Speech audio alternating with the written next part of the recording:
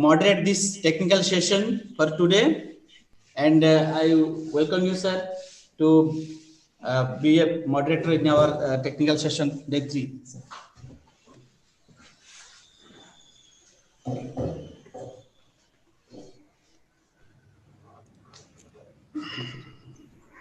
Thank you, Mr. S.K. Naik, for making me as a moderator for this third technical session. Once again, a very graceful good morning to all the participants. I feel quite pleasure to be with you as a moderator for this third technical session. And once again, welcome all the participants for this 3-day online training program, particularly on child-centric disaster risk reduction. So without wasting our time, let me look into the third technical session. In third technical session, we have two important sessions are there. One is first technical session. The topic is disaster impact on children. It will be taken by Dr. Ranjan sir. And another session is there. That session is connected with another topic, that is school safety.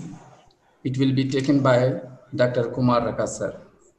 Now, initially, I would like to request Dr. P.K. Barik sir to make a introductory note about Dr. Ranjan Kumar sir to talk about disaster impact on children. So it's over to Dr. P.K. Barik sir. Is it audible, sir? Yes, sir. Yes, audible, sir. Okay. Thank you. Good morning, one and all. I am really happy to introduce the speaker for today's first technical session, Mr. Ranjan Kumar. Sir presently is working as a program associate under National Institute of Disaster Management, Vijayawada. Sir is having educational degrees like MSW, MSc, LLB, PG Diploma in Preparedness and Reconstructions and Rehabilitation. Sir has vast experience in working with SARC, DMC, UNDP, UNICEF, and other national and international organizations on various disaster management issues. Simultaneously, sir is a master trainer, researcher, policy planner in disaster risk reduction and climate change adaptation. We are really fortunate to have you as our speaker for the program, sir.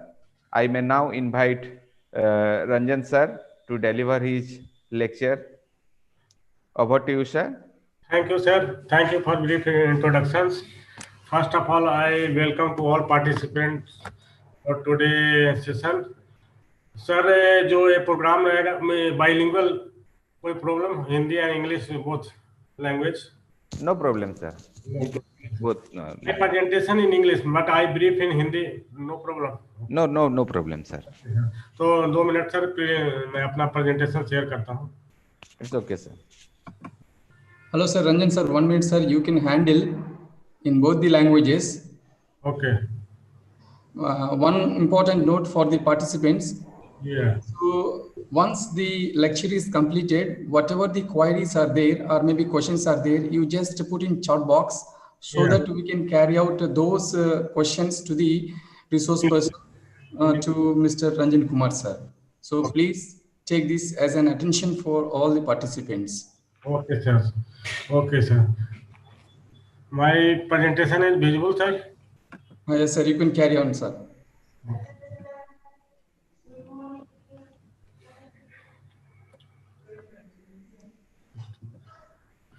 My today's session topic is disaster impact on children. How disaster affect the children. I discuss about the main objective of discuss about the impact of disaster on children in emergency situation, because all children are dependent on parents or caregiver. So main objective of this session is to focus about the what is the impact, what is the risk, what is the vulnerability of the children, and how to mitigate the risk and the vulnerability of the children during the disasters. So first of all, my first presentation, I discuss about the background of the regarding to disaster when happens in India. These children are directly affected by disaster in emergency, any disaster situations. The children may lose their lives higher than the adults during the disaster situation. The children also separate from their family during the disaster situations, and also all critical infrastructures like hospitals, schools damaged during the disaster. So children are main sufferer for in disaster because they are fully dependent on their parents. Their needs also depends on the parents. So इस तरह से देखते हैं कि disaster how to affect the disaster the children. So first impact, how to impact disaster on children. In normal position, children wake up early in the morning, take refreshment, eat food, go to school, work, play, and return back to home, eat food again, and go play for. So it normal like this. So during the disaster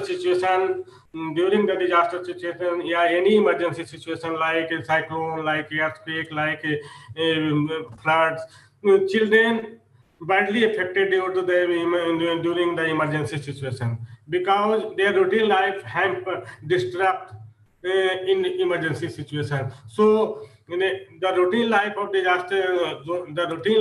school children badly affected during the disaster. So normal wake up early in the morning and all enjoy recreational activity of the children also disturbed during the emergency situations. So first effect, how to routine the life of the children affect during the disasters. Now let's discuss about the effect on physical health. How disaster affect the physical health of the children. There are number of examples regarding the earthquake 2001, Bhuj earthquake. Number of children died in disaster management. Kosi flood 2008. I was working as a district project officer in Madhepura in Bihar during the Kosi flood 2008. Number of children affected due to the disasters, flood disasters, due to displacement and due to the migration, due to displacement, they live in shelters. So all due to lack of proper facility like sanitation, water sanitation, health issues. Children are affected badly due to the disasters, emergency situation. So here how disaster affect the physical health of the children. Children are more vulnerable in disasters because disaster damage the physical health of the children.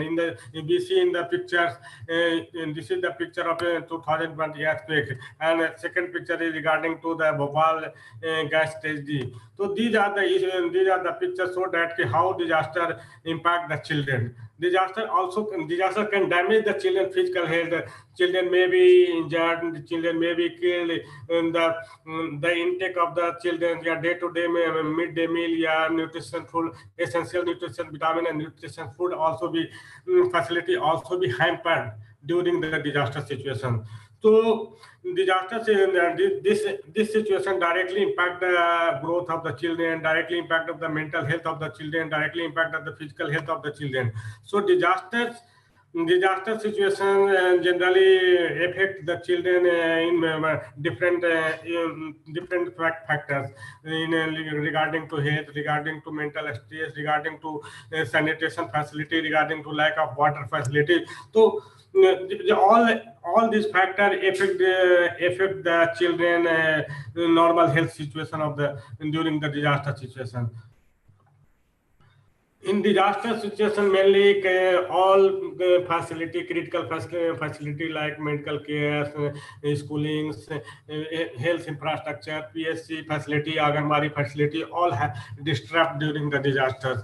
In disaster situation, the health infrastructure badly damaged. In case of 2001 of the Bhuj earthquake, number of hospital and PSC primary health sector also damaged during the disaster situation. And this infrastructure, due to this infrastructure damage, the medical facility also hampered during the disaster situation. And children are not able to, people are not, even government, people and even local community, disaster professional not proper provide medical facility to the children during the disaster situation. So non-disaster related issue also untreated during the disaster situation. We see in the pictures, one of the pictures in the slides, the medical facility also hamper during the disaster situation. So most of the cases we see that the disaster impact directly affect the children health.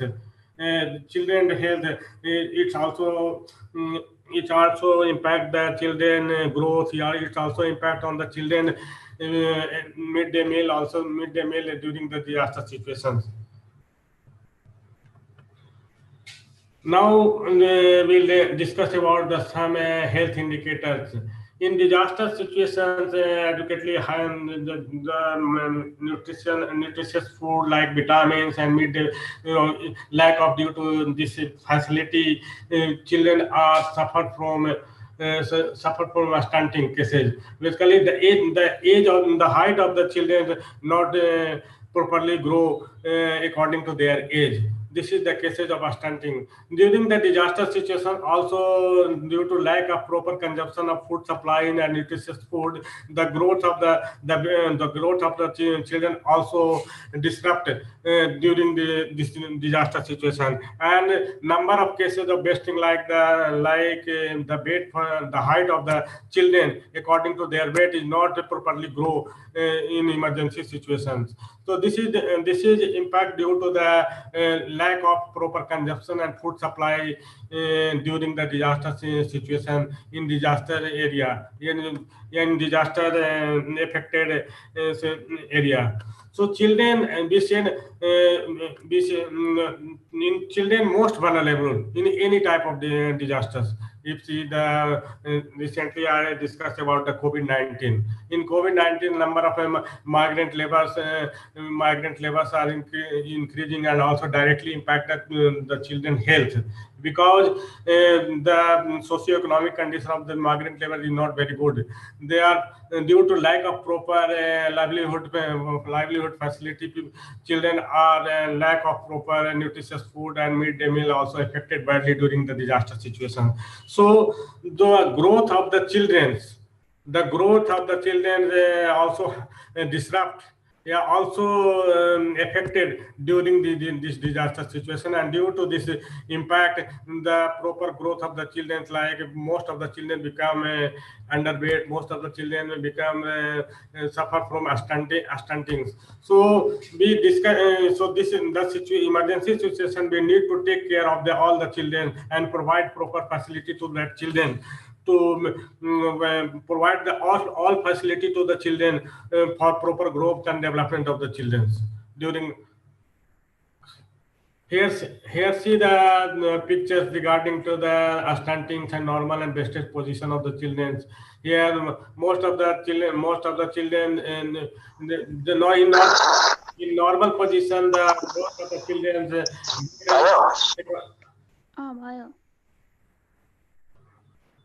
in a normal position, the growth of the children like a normal weight and height is good. But in the emergency situation, lack of proper food supply, proper nutritious food, the growth of the children become disrupted due to the in disaster situation, because due to lack of nutritious food and midday meal facility, the growth of the children like wasted thinner than the normal position. Children become thinner than the normal position. Children thinner and shorter than the normal position. So both wasted and stunted situation created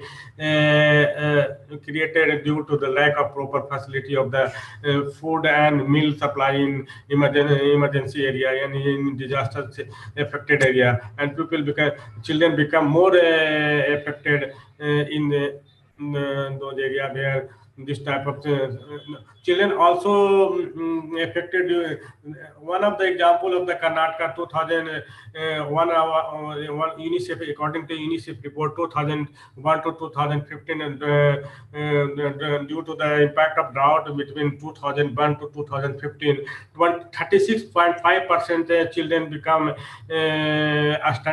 stunted, and 26.1% children become suffered from became affected due to the wasted condition. So this is the situation, emergency situation.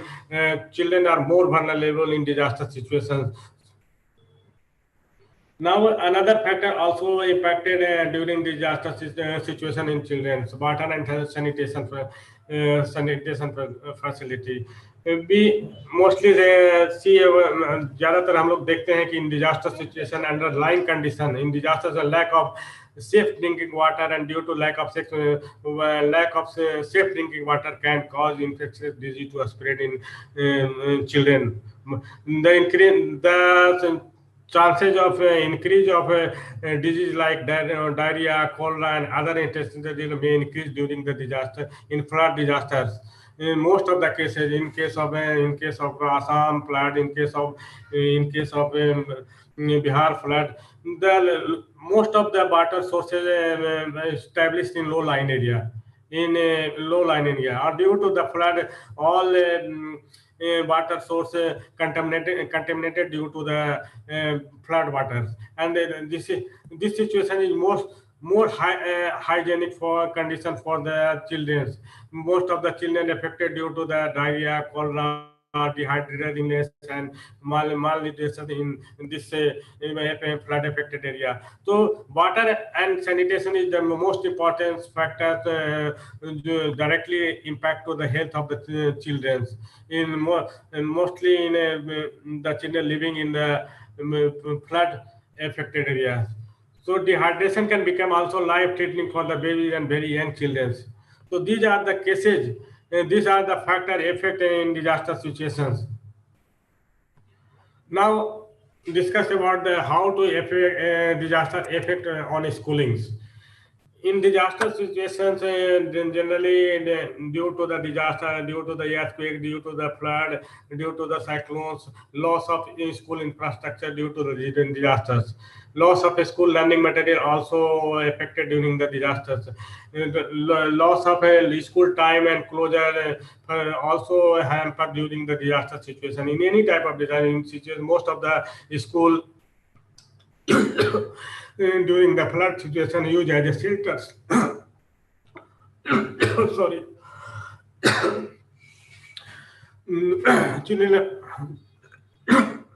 Children also affected, disaster also affected the children also affected lack of access to school, drop out from the schools.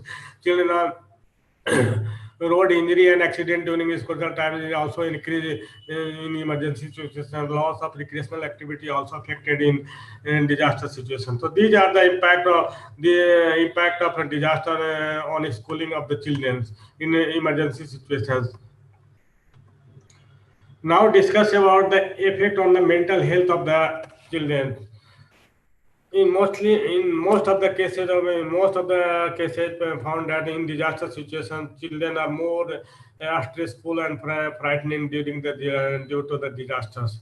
When disaster happened, they are directly impact to the children. Disaster directly impact to the children because their parents they are dependent on their parents. So children also emotionally harmful during the natural disaster also can cause emotionally harmful to the children. After disaster, children can also live in a stress due to the damage of homes. This is one of the picture in this slide regarding time of the tsunami. The most of the homes of the children damaged due to the tsunami. So this situation directly impact the children's mental stress also in disaster situations. In disaster situation, most of the children, when the loved ones are missing or injured, children may have a harder time to coping with such losses. Generally, in disaster situations, such type of cases found in most of the example of the tsunami 2004, 2000 Bhuj earthquake 2000, most of the children lost their parents, and they directly impact this situation directly impact the mental health of the children. So children may become upset when their caregiver experience fear and anxiety. जब बच्चे के माता पिता अगर इस तरह के stress में है तो डायरेक्टली इम्पैक्ट करता है उसके बच्चे का जो है उसके मेंटल हेल्थ पे. तो this situation create normally found in emergency situations when parents have high level of food disaster symptom. अगर बच्चे के पेरेंट्स के पास हाई लेवल ऑफ उस तरह का अगर सिम्टम है, इस तरह का सिचुएशन है, अगर उसके पेरेंट्स लॉस हो गए हैं या उसके बच्चे मिसिंग, उसके लव वंस हैं जो मिसिंग है या इंजर्ड है, तो directly impact the children mental health. So this the number of situation created during the emergency situation like school sanitation, school affecting schools, school routine lives, mental health issues, and water and sanitation also affected the children health and the growth and development of the children also. Due to the disaster impact, most of the children are reinforced to work as a bonded laborers, work as a child laborers.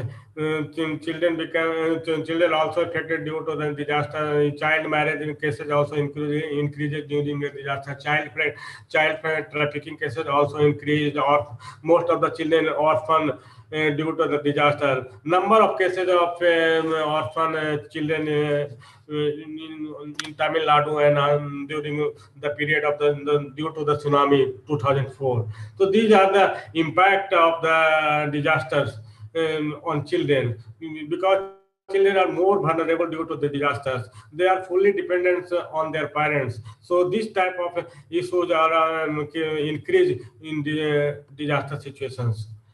Here in the pictures, one of the family sold 12-year-old sold as bonded labor.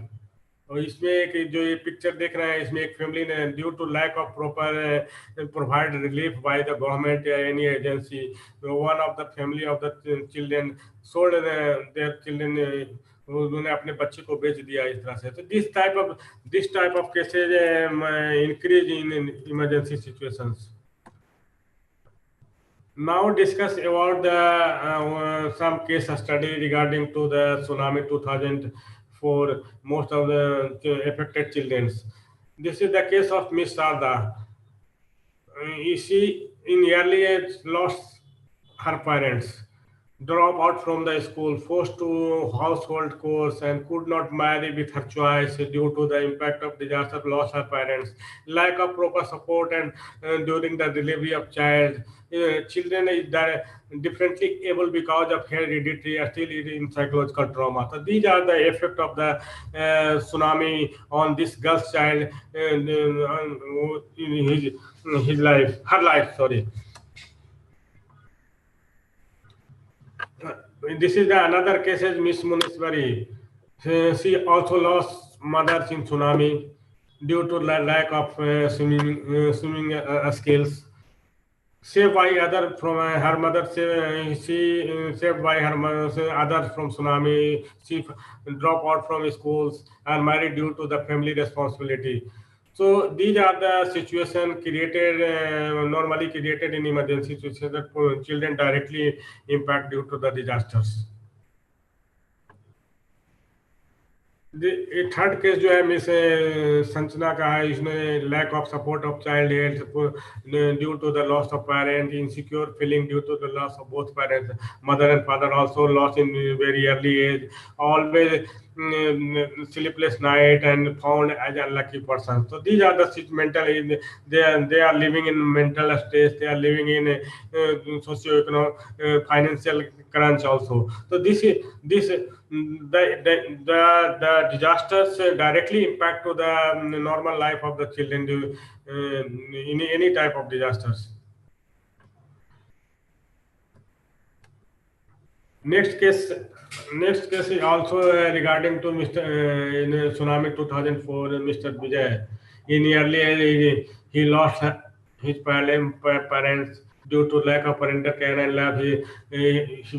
sleepless night and unable to concentrate on education, absence of place for sleep due to the tsunami, lost homes, and also absence of place for sleep. He also drop out from the schools. Family responsibility, he also bear a family responsibility in very early age, and financial problem for sister marriage also. Take a responsibility of financial problem for sister marriage in very early age, locked with social practices, unable to be on boards. So this is the issue created after the after tsunami on the orphan children. So we see that how the children affected in disaster situation. Either tsunami 2004 or 2001 both earthquakes, yeah, Kosi flood 2010. Children are children are affected, most more vulnerable are affected badly during the disaster situations.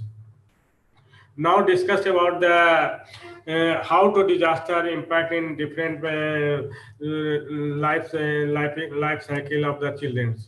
So life cycle approach, regarding to life cycle approach, we can discuss disaster risk can be best addressed if situation analysis for development program formulation considered age and gender related is. अगर आप किसी भी तरह का अगर development programme या formulation आप कर रहे हैं तो must consider the gender issues, age related issues regarding to children for situation analysis, because children are dependent on their parents, their caregiver. So since starting from the parental stage, need to proper care, need to proper protection, because children are full depends on the scale of dependency of children depend for survival, varying in different life cycle of the children. So children need a special services during the disaster situation for minimize the risk for during the disaster situation. This type of facility disrupted. This type of facility disrupt in different age group of the children, for the different group of the children. Now, social norms practices such as gender discrimination, child marriage, and child labor, etc. get accentuated during the disaster and affect different life phases of the children. Social norms and practices also affect in disaster situations. Gender discrimination, child marriage, child labor, these are the issues increase accentuated during the disaster and affect different life phases of the children, because life of the child divided in various phases depending on their age and scale of risk.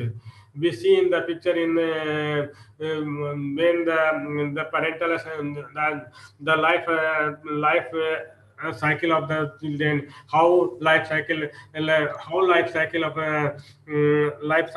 children affected during the disaster season. So important to consider the age. It is most important to consider the age specific, gender specific need, vulnerability capacity analysis before designing any CCDRR activity for the children. Then in the picture, different phases of life phases of that. Life phases of the children. First, fetus in the womb, fetus phase. Second one is a baby and infant in 1 year children. Third one is toddler phase. Fourth one preschooler and primary schooler phase. So this type of the this is the phases of the children's life cycle. Life cycle approach may need to done to ensure provision of efficiently timely services to the cater to the needs of the different age group of the children in all phases, because children are dependent on their caregiver parents.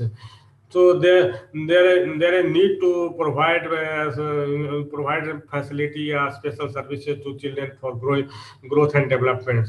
So need to be done to ensure provision of efficient timely services to cater to need the different groups of the children in all phase of the for all phase of the children.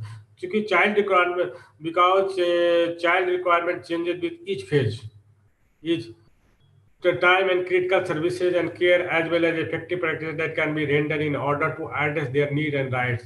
बच्चे के need और right के अनुसार उसके services को मिलना बहुत जरूरी है। इफेक्टिव प्रैक्टिसेज जो मिलना चाहिए उसको, उस तरह का प्रैक्टिसेज, उस तरह के डिफरेंट स्टेज में डिफरेंट तरह के रिक्वायरमेंट हैं, उनके डिफरेंट तरह के रिस्क हैं, डिफरेंट तरह के वल्नरेबिलिटी है बच्चे का, तो उसके हिसाब से जो उनको सर्विसेज मिलना चाहिए, उसको रेंडर सर्विसेज, उसको ध्यान में रखते हुए we have to plan, we have to develop a program regarding to CCDRR activities. Now discuss about how disaster affect in the different phase, life cycle phases of the children. तो first phase जो होता है prenatal phase. In prenatal phase, this is the time of critical service and care, both for children and her mothers also, because child right start from the prenatal stage. Prenatal stage. First 100 is 9 months of pregnancy or first 2 years of the life is most delicate as well as highly vulnerable phase. This phase is highly vulnerable because the most of the children health depend on the mother's health. So 9 months of the pregnancy and first 2 years is the most critical phase for the children's life. Children born in womb and their mothers both are highly susceptible to the direct and indirect effect of disasters. In disaster situation, due to the disaster directly impact to the children's mothers and also affect the children in their her rooms.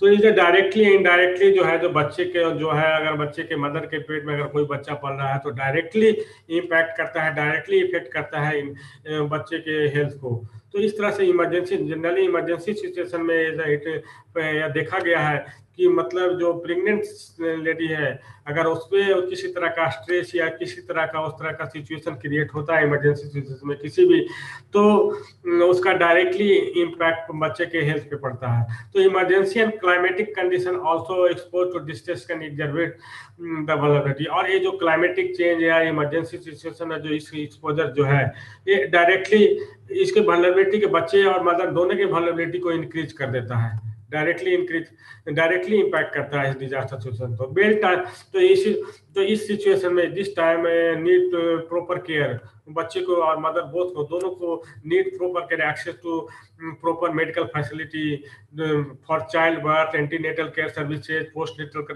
Care services are the need and right of this life phase. इस life phase में बहुत ही जरूरी है इस तरह का सिर्फ pre antenatal care services, post natal care services और चाइल्ड बर्थ से रिलेटेड जो मेडिकल सर्विसेज हैं वो बहुत ही इंपॉर्टेंट है इस सिचुएशन में. और इसके लिए क्या इमरजेंसी सिचुएशन इफेक्टिव प्रैक्टिसेस क्या होने चाहिए इमरजेंसी सिचुएशन में? तो listing of expecting mothers, monitoring and roll out of a specific strategy to support institutional delivery during the disaster situation. अगर किसी भी any type of disaster situation happened, तो first of all need to take effective practices. First listing of the expecting mothers, number of expecting mother in affected area, and daily monitoring and roll out strategy also. For institutional delivery, also provide institutional delivery to the pregnant women, this expecting mothers during the disaster. For ensure also MISP kits, material for menstruation hygiene, soap, appropriate shelters and bath services during disaster is critical for child survival. इस child के survival के लिए इस situation में इस phase of this जो phase है, इसको फर्स्ट जो प्रीनेटल फेज में है, जिसमें मदर और फादर दोनों को सेफ इन्वायरमेंट मिलना चाहिए, उसके लिए उनको प्रॉपर फैसिलिटी ऑफ किट्स होना, MISP किट मिलना चाहिए. जो मटेरियल मेंस्ट्रुएशन हाइजीन के लिए जो मटेरियल्स हैं या सोप है या शेल्टर्स हैं, वो पूरे वाश फैसिलिटी प्रॉपर, जिससे कि बच्चे को जो सर्वाइवल है उस पर बच्चे का जो रिस्क है उसको कम किया जाए, जो कि क्रिटिकल है सिचुएशन है में, क्रिटिकल डिजास्टर सिचुएशन में ये सारी फैसिलिटी उसको प्रोवाइड करना बहुत जरूरी है. तो ensure this type of facility, this type of practice is also important in during disaster situation for expecting mothers. Various social protection schemes such as PDS, public distribution systems, and other very relevant actions for early recovery of the disaster impacted family. अगर disaster impact से अगर कोई family है in affected area like tsunami area या like earthquake area, तो need social protection, उनको social protection की आवश्यकता है, उसको प्रॉपर फैसिलिटी को इंश्योर करना होगा पीडीएस का, पब्लिक डिस्ट्रीब्यूशन सिस्टम का, एंड ऑल्सो जिससे कि उनका ईयरली रिकवरी हो सके. Second phase, now discussed about the second phase of 0 to 2 years phase. Young children need 2 to 3 years. On this phase, children will basically depends on the mother's breastfeedings. तो इस situation में young children need to 2 and 3 hour उनको बहुत जरूरी है feeding का. तो 0 to up to 6 month तक उनको प्रॉपर फीडिंग की जरूरत है, ब्रेस्ट फीडिंग की जरूरत होती है. लेकिन in normally in disaster situations, the most of the disasters, the mother severely affected due to disasters. So they have to receive exclusive breastfeeding, and beyond 6 months they can be supported with appropriate complementary feeding. तो जिस तरह का situation उसको बहुत जरूरी है इस phase के बच्चे के लिए.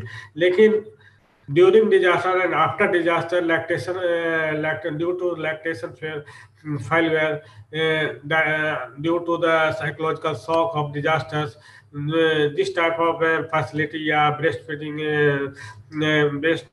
जो बच्चे को मिलना चाहिए वो नहीं मिल पाता है. तो loss of care of mothers is another issue during the disaster situation, जो कि डायरेक्टली बच्चे की ग्रोथ और सर्वाइवल को इफेक्ट करता है. तो इस तरह का सिचुएशन अगर होता है तो 0 to 2 या जो फेज के जो बच्चे हैं उसमें भी बहुत ही क्रिटिकल सिचुएशन होता है इस तरह का उसके सर्वाइवल के लिए. जो जनरली देखा जाता है कि डिजास्टर सिचुएशन मास डिस्प्लेसमेंट हैपेंड, आइदर या सुनामी हो या साइक्लोन हो, तो उसको इम्यूनाइजेशन सिस्टम जो 0 to 2 ईयर के बच्चे को जो इम्यूनाइजेशन होता है हर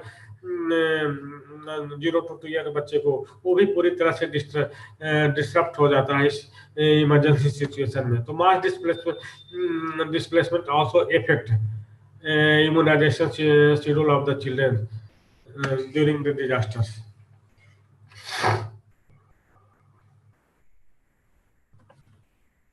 Just a minute.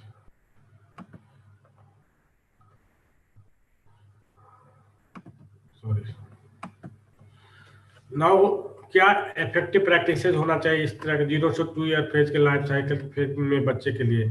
तो need to A strong preparedness to provide vaccination in mass displacement situation is critical to safeguard from any epidemics. किसी भी तरह के एपिडेमिक से बचाव के लिए एक मास अगर डिस्प्लेसमेंट होता है तो उसके लिए एक प्रिपेयर्डनेस होना चाहिए. मास वैक्सीनेशन की सुविधा प्रोवाइड करनी पड़ेगी इस बच्चे के सर्वाइवल के लिए. इस तरह किसी तरह का डिजीज उसको जो एपिडेमिक से जो खतरा है उसका रिस्क है उसको कम किया जाए. इन support of 0 to 2 years children taking efforts for working with parents and stakeholder can benefit for disasters. उनके बच्चे को उसके पेरेंट्स के साथ उसके स्टेक होल्डर के ईयरली रिकवरी के लिए उसको उसके साथ काम करना होगा. ये प्रयास करना हो कि जितना जल्दी है जो बच्चा है जो पूरी तरह से उसके पेरेंट्स हो जो पूरी तरह से इसे जो डिजास्टर सिचुएशन है उससे रिकवर कर रहे हैं. उनके लिए access to safe drinking water and sanitation is another main area to be taken care in this situation. तो ये जो सेफ ऑफ ड्रिंकिंग वाटर और सैनिटेशन फैसिलिटी है, ये जो मेन जहाँ पे इफेक्टेड एरिया है या मास डिस्प्लेसमेंट जो एरिया है वहाँ पर इस तरह का ऑल्सो टेक केयर करना है इस सिचुएशन में. तो ये जो इफेक्टिव प्रैक्टिस अगर हम करते हैं तो बहुत ईयरली रिकवरी करने में मदद मिलती है और इस तरह के बच्चे का जो 0 to 2 ईयर का बच्चे का जो रिस्क है उसको हम कम कर सकते हैं. नाउ थर्ड फेज के बारे में डिस्कस करेंगे. 3 to 5 years चिल्ड्रन के the most important part of the child life cycle for the fact that majority of brain development happens. 3 to 5 year के बच्चे का जो ब्रेन डेवलपमेंट होता है, ये जो 3 और 5 ईयर का जो मोस्ट ऑफ द केसेस बच्चे का ज़्यादातर ब्रेन डेवलपमेंट इसी फेज में होता है. यहाँ पर स्पेशल केयर और केयर की आवश्यकता होती है. इसके लिए अगर डिजास्टर सिचुएशन होता है या किसी तरह, तो इसमें ज़्यादातर देखा जाता है कि लॉस ऑफ आंगनबाड़ी या प्राइमरी हेल्थ सेंटर्स या उसका चाइल्डहुड एजुकेशन सर्विसेज जो उसके तो पूरी तरह से डिस्टर्ब हो जाते हैं, disturb due to the disaster. तो need to take special care for the development, the brain development of the children from 3 to 5 year children, or 3 to 5 year children in disaster situations. इसके लिए क्या क्या effective practices होना चाहिए? 3 to 5 year के बच्चे के लिए क्या क्या फैसिलिटी, अगर डिजास्टर हैपेंड होता है या डिजास्टर सिचुएशन क्रिएट होता है, मास डिस्प्लेसमेंट हैपेंड होता है, तो किस तरह का फैसिलिटी मिलना चाहिए, किस तरह का प्रैक्टिसेज उनको वहाँ पे प्रोवाइड करना चाहिए? Establishment of temporary anganwadi services along with mass facility and immunization in situation of displacement. अगर किसी तरह का डिस्प्लेसमेंट का सिचुएशन है तो वहाँ पे अगर आंगनबाड़ी सर्विसेज पूरी तरह से डिस्टर्ब हुआ हो या मास फैसिलिटी या इम्यूनाइजेशन फैसिलिटी अगर डिस्टर्ब है ड्यू टू डिजास्टर, तो provide all facility, temporary facility anganwadi services उस एरिया में आपको देना हो, जिससे कि बच्चे के सर्वाइवल के लिए बहुत ही जरूरी है। बच्चे इस एज के बच्चे के लिए रिक्रिएशनल एक्टिविटी या स्पोर्ट्स और गेम की फैसिलिटी भी बहुत जरूरी है। तो recreational sports and game playing are central for growth of the child in this phase. इसके लिए आपको इंश्योर करना होगा कि उनके लिए क्या क्या स्पोर्ट्स फैसिलिटी, अगर सेंटर में बच्चा रह रहा है या उस तरह के, तो वहाँ पे क्या फैसिलिटी इनको देना है जिससे कि बच्चा है जो उस तरह के रिक्रिएशनल एक्टिविटी या स्पोर्ट्स या गेम में अपने आप को इन्वॉल्व कर और उसका पूरा ग्रोथ हो सके। Establishment of child friendly spaces with access to age appropriate recreational and learning material के साथ वहाँ पे एक इस्टेब्लिशमेंट करना होगा उस सेंटर के आसपास, जिससे कि बच्चे उसमें उस चाइल्ड फ्रेंडली स्पेस उसमें जाकर अपना एक्टिविटी कर सकें या लर्निंग मटेरियल है उससे। Maintaining kits of stationery, toys, game, etc. can be important disaster preparedness activity. तो ये सारी जो kits of stationery, toys, games, ये सारी चीज़ें इंश्योर करना होगा उस डिजास्टर अफेक्टेड एरिया में फॉर बच्चे के ग्रोथ के इस फेज के बच्चे के जो ग्रोथ के लिए बहुत ही ज़रूरी है, क्योंकि ये जो फेज होता है बच्चे का ब्रेन डेवलपमेंट का फेज होता है। और ये अगर इस तरह का अगर डिजास्टर सिचुएशन में बच्चा किस तरह से स्ट्रेस में है या मेंटल, तो उसको कम करने के लिए, उसके रिस्क और उसके वल्नरेबिलिटी को कम करने के लिए ये सारी फैसिलिटी, इस तरह के प्रैक्टिसेज आपको प्रोवाइड करनी होगी as a caregiver, as a parents. Now discuss about 6 to 12 years middle childhood age के बच्चे के लिए बारे में बता रहे हैं। तो इस नॉर्मली इस जो 6 to 12 ईयर का जो ईयर के जो बच्चे होते हैं वो ज़्यादातर फॉर्मली इनका स्टार्ट हो जाता है, फॉर्मल स्कूलिंग, रिक्रिएशनल और स्पोर्ट्स में भाग लेते हैं। तो यहाँ पे इसका डेवलपमेंट का जो इस तरह इस पेज के बच्चे का जो एसेंशियल पार्ट है कि बच्चे फॉर्मल स्कूलिंग में जाते हैं, रिक्रिएशनल एक्टिविटी या स्पोर्ट्स में भाग लेते हैं। लेकिन जब वंस डिजास्टर हैपन होता है या डिजास्टर स्ट्राइक्स करता है, तो ये सारे जो फैसिलिटी हैं उनको फॉर्मली स्कूलिंग का फैसिलिटी या जो उनका रिक्रिएशनल या स्पोर्ट्स एक्टिविटी है पूरी तरह से डिस्टर्प्टेड हो जाता है। तो इसका डायरेक्ट पोस्ट डिजास्टर के सिचुएशन में क्या होता है कि school days will be loss, और बच्चे स्कूल नहीं जा पाते हैं। और as in most cases school will be used as a center for mass displacement जाता है in flood situation, most of the cases in disaster situation school जो है सेंटर के रूप में यूज किया जाता है। तो इस तरह से जो 6 to 12 ईयर का जो उनका जो मिडिल चाइल्डहुड का जो फेज है, इस फेज के बच्चे मतलब डिजास्टर इस तरह से इफेक्टेड होते हैं, उनका डेवलपमेंट रुक जाता है, स्कूलिंग प्रॉपर स्कूलिंग नहीं हो पाता है, उनकी एक्टिविटी बंद हो जाती है, जिससे उसके डेवलपमेंट पर इफेक्ट पड़ता है। इस तरह का सिचुएशन जो होता है 6 to 12 ईयर के लिए ये बहुत ही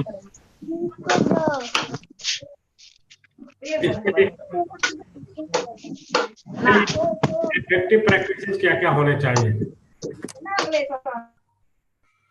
तो along with CFA, child friendly spaces, learning spaces with curriculum are important.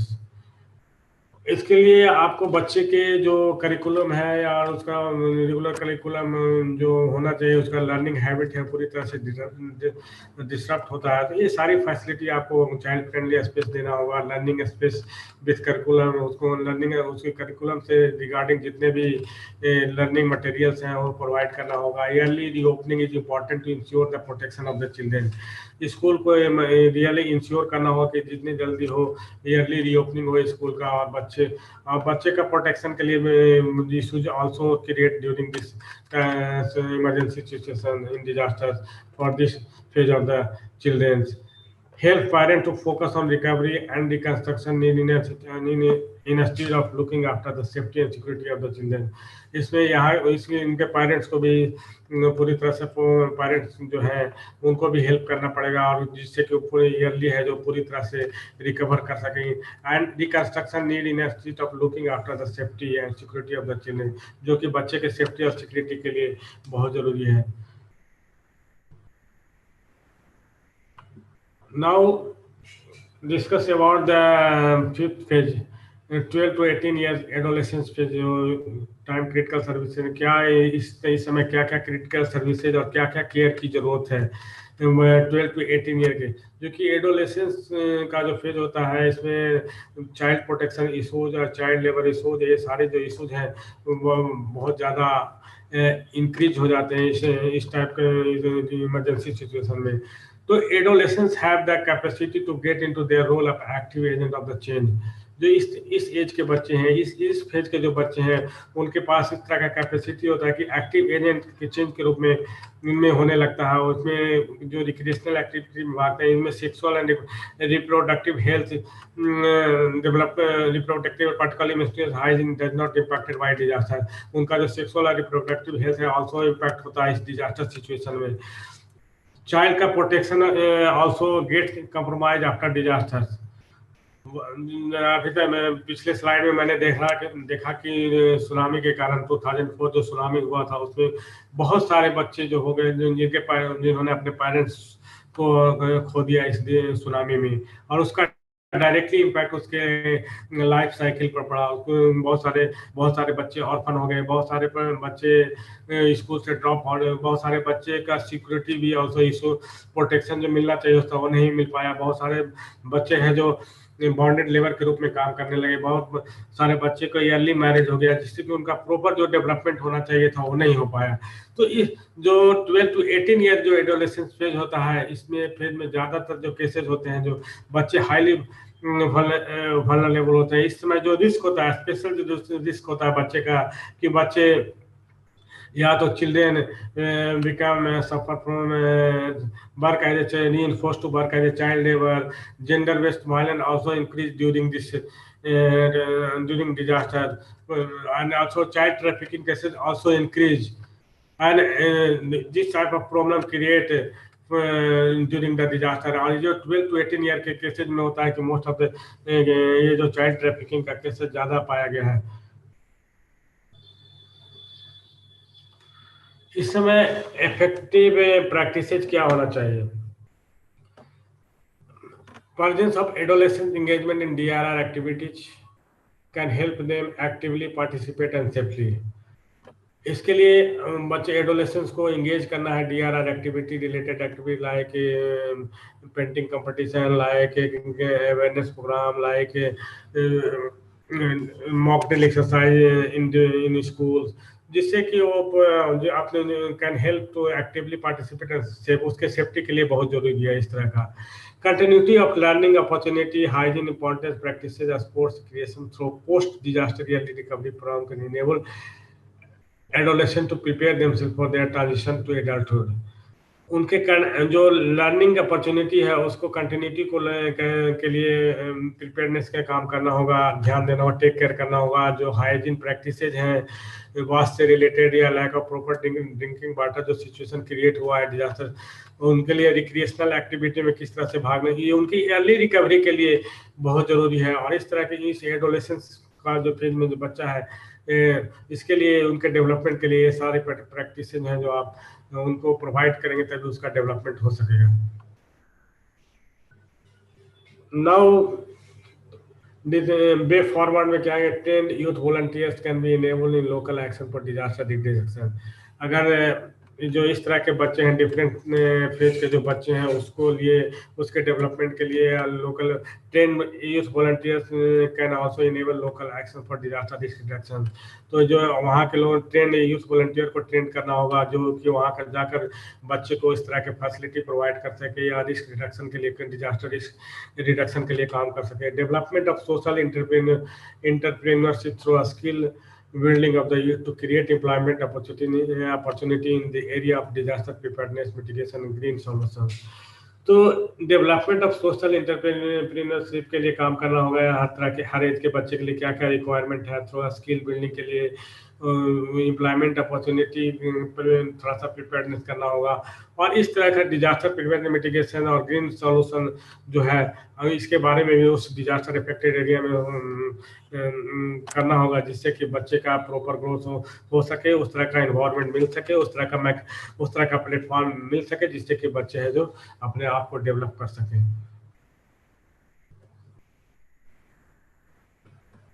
इसी के साथ मेरा जो आज का प्रेजेंटेशन है डिजास्टर इम्पैक्ट ऑन चिल्ड्रेन, मैं यहीं समाप्त करता हूँ। Thank you. एनी सजेशन या any questions? Thank you, sir. Thank you very much for your nice presentation about the disaster impact, which will make these children bonded laborers, orphans, child marriages, child trafficking, and child labors. So thank you, sir. It's a really a wonderful and enlightenment presentation for all the participants, including me. So I have selected two important inquiries from the participants. The first participant has made a question. His name is Sardar Ramiz Sudar. He says that, do we have any figures for 2020? How many children were trafficked into the prostitution? Hello, sir. How many children? How many children were under trafficking into prostitution?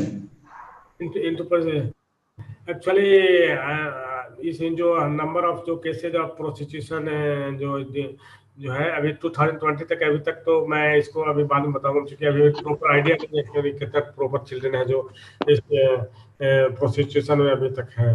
तो अगर आप हमको chat box में या by through mail में आपको I will give answer this question through proper mail. Okay sir. Exact idea नहीं है अभी सर। Okay. So another important query that is given by Dr. Arun Kumar Mandal. Arun Kumar Mandal says, what is the link between poverty and child labor from the point of disaster impacted families?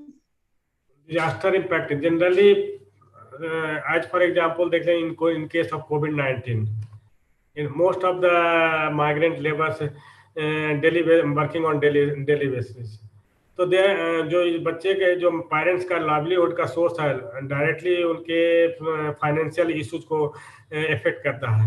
और जिससे कि अगर जैसे अभी जो cases हैं poverty से, जो पॉवर्टी जो गरीबी है, financial issues most important factors. तो जो अगर बच्चे के पेरेंट्स पे सोशियो इकोनॉमिक कंडीशन या फाइनेंशियल कंडीशन इम्पैक्ट होता है पूरी तरह से इन डिजास्टर सिचुएशन में। नॉर्मली देखा गया है कि जब मैं एज फॉर एग्जांपल जब मैं काम कर रहा था as a district project officer काम कर रहा था वहाँ पे कोसी फ्लड में, तो कोसी फ्लड में मैंने देखा कि मोस्ट ऑफ द जो बच्चे थे जिनके पेरेंट्स जो डेली बेसिस पे काम करते थे, जो डेली उनका खाना और कमाने का साधन था, वो पूरी तरह से डिस्टर्ब हुआ। और उसका डायरेक्टली और बहुत सारे जो पॉवर्टी के शिकार हो गए वहाँ पे ज़्यादा, उसका डायरेक्ट इम्पैक्ट बच्चे के जो सुविधाएं मिलनी चाहिए थे, बच्चे को जो प्रॉपर हेल्थ फूड मिलना चाहिए था, लाइक वो नहीं मिल पा रहा था, प्रॉपर फैसिलिटी नहीं पर, तो कहीं ना कहीं उसके डायरेक्टली इम्पैक्ट करता है जैसे पॉवर्टी पे, उसके चाइल्डहुड पे।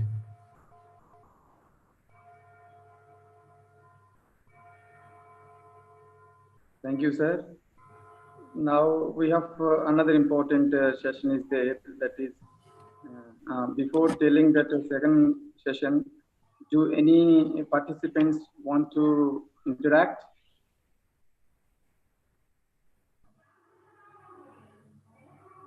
Do any participants want to interact?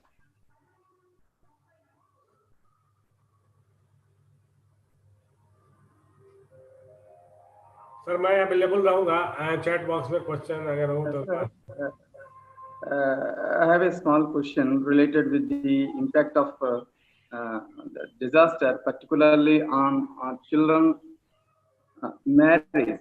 How it gives impact? Could you explain? Children actually Ranjan ji, अगर आप मुझे अलाउ करें तो इसमें बहुत सारे क्वेश्चन मुझे दिख रहे हैं जिसको मैं अपने अगले सेशन के साथ कनेक्ट करके जवाब भी दे सकता हूँ। आप लोग मुझे सिर्फ 5 मिनट का टाइम दें ताकि मैं क्वेश्चंस को एक पेपर पे नोट कर लूँ, ताकि जब मैं प्रेजेंटेशन देने लगूंगा तो स्क्रीन पे फिर ये क्वेश्चन मैं देख नहीं पाऊंगा। ठीक है। Okay, sir. Now our Kumar Raka sir is ready for presenting his views. So without wasting our time, let us look into the... I'll need 2 minutes because I'm noting down all these questions from the chat box so that I can connect all these questions into my session. Okay, sir. Okay. Let it be. So now I would like to request Dr. or Mr. S.K. Naik sir to make a small introductory note about Dr. Kumar Raka sir to talk about on school safety. Now it's over to S.K. Naik ji.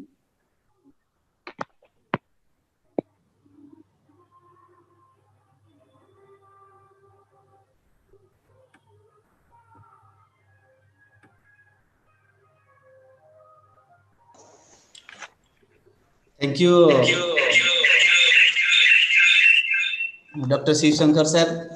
And it's my pleasure to invite our next research person, Dr. Kumar Raka, to our the next session. Dr. Kumar Raka is a social scientist and a reputed disaster management professional. He has earned Masters, MPhil and PhD in sociology from JNU, Jawaharlal Nehru University, New Delhi. He also earned a master degree in disaster and emergency management from Tel Aviv University, Israel. He has more than 12 years of professional experience in disaster management. While in National Disaster Management Authority, he was managing activities of NDRF. And needless to mention that he has a solid contribution since many years, and also he is a planning specialist and head of department disaster management cell, Noida Authority. He established a vibrant disaster management mechanism in twin cities of Noida and Greater Noida, and a mega school earthquake evacuation drill was successfully organized under his coordination. And he also conducted in 110 schools on the same day at the same time, in which about 1 lakh stakeholders, including students and faculties, participated. This was the first of its kind mega drill to conducted by a local authority in the country and earned a place in Limca Book of World Records in 2018 edition. Apart from his professional brilliance, Dr. Kumar has pursued his academic excellence quite vigorously by engaging himself in writing articles and books and presenting his ideas in seminars and workshops. With his visionary initiatives of the Executive Director, NIDM, presently Dr. Kumar is proactively engaged in establishing Child-Centric Disaster Risk Reduction Center of NIDM as Center of Excellence. So I welcome you, sir, to our program and to enlighten our participants regarding the child-centric disaster risk reduction. Welcome you, sir. Thank you very much, sir. Sir. A lot. Sushant sir, make Kumar Raka sir as co-host so that he can able to share his slide. Yeah. Thank you. So welcome to all of you today afternoon after a wonderful 2-day sessions. This is the 3rd day of the training program, and I'm going to discuss one more important aspect related to children. And that will be obviously what we were missing here, the school safety. We haven't talked about the school safety till the time, and my focused presentation will be on the home-to-home school safety with regards to children today. I think my voice is clear to everyone. My voice is Yes, sir, perfectly it is clear. okay. Yeah, it is clear, sir. So, without talking about the schools, and also amidst this situation of COVID-19, when we are planning for reopening of the schools, it's very, very relevant that we discuss and we see why school safety is actually important. And I'll take you through a evolution of entire school safety and the security norms internationally and nationally, how and why it is actually important. And then we will completely focus on the present situation when during this pandemic, if we are planning to reopen our schools and sending our kids to schools, what actually all the stakeholders should follow during this period. So let me share my presentation with you, all of you, and I can see a lot of questions also in the chat box. So I'll try to relate all the questions during my presentation so that everyone will be satisfied after that. So just give me a second so that I can share my presentation.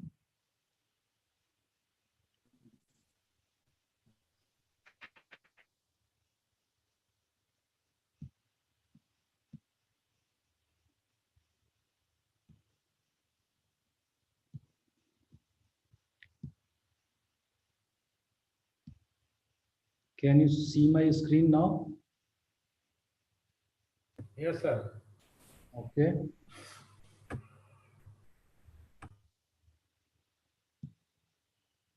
It's full screen now. Yes, sir. Okay, perfectly all right. Let's go ahead. So the first thing is why school safety is important. So like I told that school is a place where children spend 6 to 8 hours, roughly 5 days a week. Before COVID-19 pandemic, this was the situation. And we all, during our childhood also, we have faced a similar situations. And when a child leaves for school from his home, the children's safety and security is transferred from family to the school authorities. Okay. And that highlights the importance of child safety in schools, because till the time children is at home, the parents, the caretakers, the family members are responsible for their safety and security. But once the children leaves their home and reaches the school, and after reaching the school, the safety and security, the responsibility of safety and security of children is of school authorities, teachers, and staffs. But one more important question here is that since the children leaves their home and reaches the school, there is a gap in between them. In that, uh, within home, the safety and security of children is responsibility of parents and caretakers and family members. And when the child reaches school, the safety and security is transferred to school authorities, teachers, and staff. But what about that in between period till the child reaches school and he leaves from the home? So that is why after after the school safety concerns, the another important concern was home to home school safety, means that children is leaving their home safely and reaching their home safely. That entire period has to be counted and taken care of. Many times you have seen that in urban areas, what we parents do, we used to hire school buses or taxi or cabs or school vans, or many times also parents used to go and drop their children at school buildings, school premises. But in rural areas, it has been a normal phenomena that children used to travel 4 kilometers, 5 kilometers, sometimes 7 kilometers to reach their school ground. So safety and security between that space is also very important for consideration. And When we are talking about safety and security, then we have to be careful that we are talking from the structural and non-structural both point of view. What is structural point of view? Structural means simply structural. It may be the walls of the school, it may be the classroom of the school, it may be the school building, it may be the school railing, it may be the electricity wiring within the school, what is a place for children's toilet, and how safe is the drinking water place. These are all safety concerns. But non-structural safety is also equally important when we are talking about children and their proper development and growth. What non-structural compromises, then we have to think. Sometimes we have seen that child is reluctant to go to school. There may be several reasons behind it. Maybe I don't mean to blame teacher or anyone, but sometimes it has been seen that a particular teacher or a particular staff or a particular conductor or driver of, within a bus, they are not behaving with the children properly. And by their behavior, inappropriate behavior, child starts feeling that he is not safe, he is not secure, and he is not willing to go to school. Maybe children are having a lot of friends also and in that friend circle also some other boy or kid who is stronger or a little bit bully, that he starts torturing the smaller kid or the shy kid, and that also reflects on the behavior of the children if they are not reluctant, if they are reluctant to going to the school. So these are a few examples that are components of non-structural safety and security. So we have to be very careful for both the point of views, structural and non-structural, when we are talking about safety and security of children. Now let's start let's start going through one by one all the aspects, and we will see that structural safety is of paramount concern because in a single move, thousands of children are affected. Tens of thousands of children are affected. Let's see how. On your screen now you can see a few structural safety concerns, and that is about international scenarios. December 1988, an earthquake took place in Armenia, and about 400 school children died at an elementary school. All these four photographs on your screen are about Armenian earthquake. The fifth photograph, the right-hand corner, is Ardakul earthquake of Iran, where 110 students were killed on May 10th, 1997. Okay, let's see some more. September 21, 1999, Jiji Taiwan earthquake. There was a province in Taiwan that is called Jiji, and an earthquake took place there, and total of 700 schools nationwide were damaged. A massive earthquake took place in 2008. Many of us must be remembering that day in Sichuan province of China, where 90,000 students were dead and destructed about 7,000 schools. Terrorist siege is also an important concern where children are studying, because schools are not actually ready for that robust safety and security measures that if a terrorist squad attack on the schools and they can protect themselves. And that happened in 2004 in North Ossetia, Russia, where terrorists siege and school, where hundreds of children and teachers were taken hostage. In USA, many of times you must have gone through the news clippings that some mad person with a gun or stun gun or rifle went to the school and started shooting on the innocent children. Thanks God, gun laws in our country is quite stringent, and that is not happened till the now in India. And even terrorist siege is also not evident in our country, but worldwide, all these things are very, very much evident. let's go through some Indian scenario also. The first school related mishappening, which is very refreshed in our mind still. It was 1995, Dabwali. Dabwali is a place in Haryana.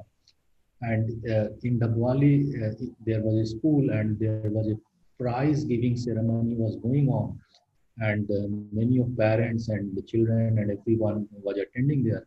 And a fire took place because of fault electricity or some reason. And almost 400 people were burned there in that ceremony, and out of that, half of the children, more than half were of them students. 2001 Bhuj earthquake of Gujarat is also refreshed in our mind. It was a national holiday. It was not a school conducting day, and children along with their teachers were into the streets to celebrate the national holiday, national celebration.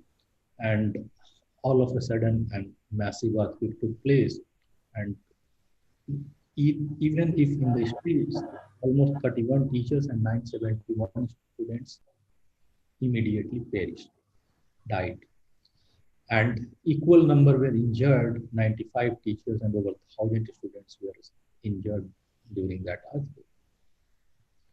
So this is what structural safety can do. Let's see more. 2004 Kumbakonam. Kumbakonam is a place in Tamil Nadu. And in a single building, there were three schools were established. It was Krishna Memorial Trust schools. And it was like primary school or secondary school, boys school or girls school. And a fire took place in that building. And you know that 94 children burned to death, while 18 others injured to that extent that they never came back to life perfectly again. And you can see the picture on your screen, which is down below. This is the situation of the classroom where the fire incident took place, and you can see how the books and bags and the blackboard and in the entire walls has been blackened and burned. And this picture has been taken after the fire was dodged off, and after that police investigating team were there into the classroom. So this is the situation you can imagine. The upper picture says you about 2005 devastating earthquake of Jammu and Kashmir. That was area of Pakistan occupied Kashmir where 19,000 children died and widespread collapse of the school building took place during another massive earthquake. This was an area of conflict. Pakistan, it was the maximum damage took place in the area which was Pakistan occupied Kashmir. And the real estimates of damage took quite considerable time to coming into the picture until unless international agencies went there and started their damage assessment and survey related work. So you can see actually how much structural safety is important. It minutes, it seconds, and tens of thousands people die, children die. And one more thing I would like to stress here is that must remember this 2004 Kumbakonam fire incident in Tamil Nadu. That was an eye-opener for the central government agencies and the government of India and even courts of India. And after that, Supreme Court came with a very mandatory judgment for all the stakeholders involved in the school management. And they mandated through some order that school safety planning should be in the school and the school safety guidelines and everything should be well placed. And it was mandatory to follow by all the stakeholders. And immediately after that, National Disaster Management Authority came with the school safety guidelines.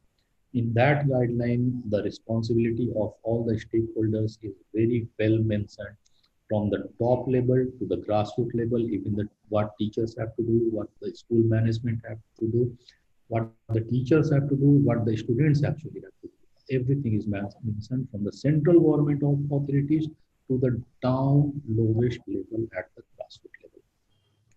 And district education officer has been made model officer to ensure that those guidelines has been made and implemented and being practiced. And many states, I should say, after all these incidents, which were incidents and disasters are always a learning experience, and based on those learnings, many states have developed robust disaster management plans for their schools. The school safety plans are well placed. The schools are conducting regular mock drills, but still a lot of states are still lacking to implement that. So let's now go to the few news clippings saying all that things.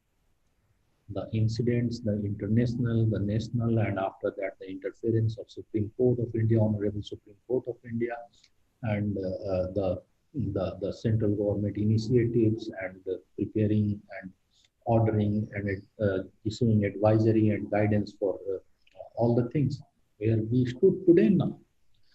We all still remember that Surat coaching institute fire into Gujarat where 20 students killed and many were forced to jump from the 4th floor or 5th floor of that building. Noida, you can see 2 students dead, 5 injured in a school building wall collapse. Bihar, you can see that 85 students fall ill eating midday meal. Midday meal is one-time meal where poor segment of society, where poor children go and they find one-time nutritional meal within that school, and that meal is also not safe. Bangalore, you can see a toddler dies after falling from number metro escalator. Again, another news from Bangalore, you can see that live wire powering CCTV in school kill 8-year-old boy. Now you can see that 8-year-old boy and what must have been the situation of that CCTV wiring, how he or she could have reached there. So it's all structural components. Baby dies after fall from balcony in Bangalore. Himachal Pradesh, driver killed as school bus falls into gorge in Himachal Pradesh, 6 children. When school bus is crossing the railway crossing, the 13 children die. India school bus hits train. So something it's very, very wrong. After all these effects, impacts, advisory guidelines, orders, still we haven't been able to achieve school safety. And let me mention here that many countries like Turkey, Iran, Japan, they have achieved 100% school safety in terms of their locally disasters. Like recently, we have seen that after that closure of schools and the starting of online classes, this system has given a lot of stress on the mental health of children. Many times it's digital divide, many times it's economical. There may be one laptop or a single mobile with a limited data within a household, and where 5 people are working, mother and father and 3 children, and that is not sufficient enough for the students. So, and that mental pressure resulted in something like that mental pressure leading to stress, and to the level that where students started committing suicide. A 15-year-old class 10 student, the third student, she committed suicide because she was not able to continue with her studies. Whatever is the reason, maybe it's digital divide, maybe it's economic burden, maybe it's she was not equipped enough. So all these things, I mean to say, why all these news clips are here in front of you, because we can understand where structural, non-structural, both types of concerns are very, very important when we are talking about safety and security of children. And you will be surprised to know, learn and estimate by UNICEF. UNICEF estimates death of almost 9 lakh children due to COVID-19 in South Asia, and that maximum amount of that will be from India. And what this says that the report highlights how the pandemic has worsened the situation for children who are already suffering malnutrition in the region. Imagine almost closures, all school closures, all the schools were closed. and millions of children were having midday meal there. Midday meal is gone means the one-time nutritional need is gone out of the plate of those poor children, and the health impacts of that will be felt long. The entire country will be facing that health impacts and economic burden of those malnutrition children. The another important point here to mention was that at the time of COVID-19, almost all the health infrastructure and health facilities were overwhelmed, taking care of patients, infected patients. So those children who actually needed the vaccine on time, the immediate health-related concern, doctors and hospitals were not capable enough to handle, manage that. So these are the things, and we have to think about that because COVID-19 is still very much into the air, and we don't know what will happen after the second or third wave. So now let's focus on if schools are going to reopen, then what actually we have to do.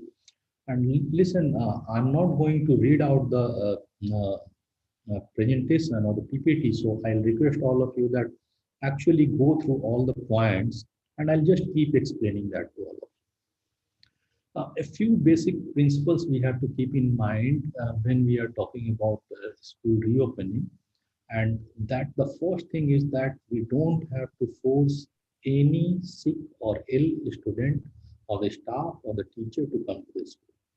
This is not a normal situation, and symptoms of COVID-19 is quite very common, very similar to the common cough and cold. So it takes time to understand whether it's a normal cough and cold during this changing weather situation or it's actually symptoms of COVID-19. So the best thing is that if anyone is feeling that he or she is sick or not well, they should not be forced and they should not go to schools. The second important thing here to mention is that hand washing. Hand washing is very, very, very important, and there are a lot of advertisement for that. There are a lot of guidelines for that, but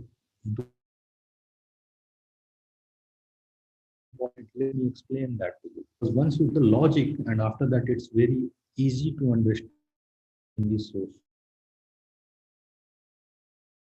COVID-19 virus is wrapped up with some type of fatty layer.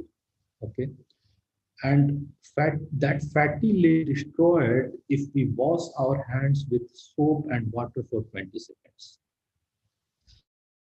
Layer is destroyed with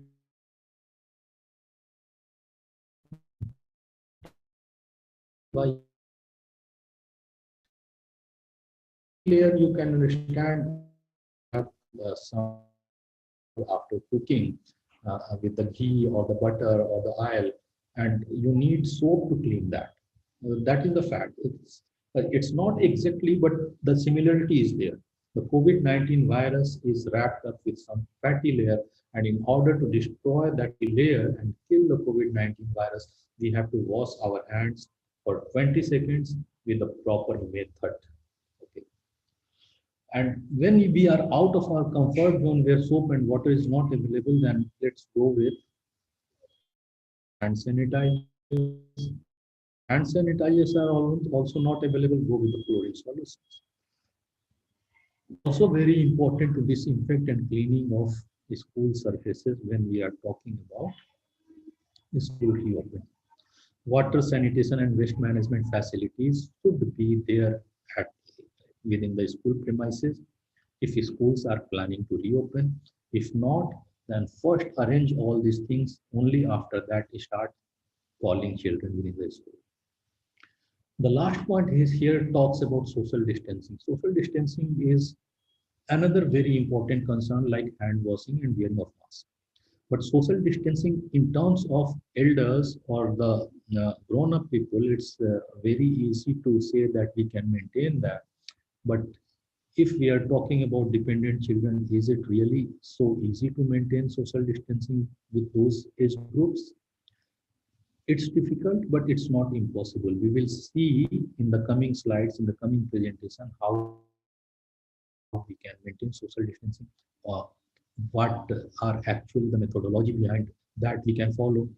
And overall, if school are reopening, then we have to divide children into two groups largely. One group who is independent children, who understand your directions, who understand your guidance, and they can act on their own after learning that.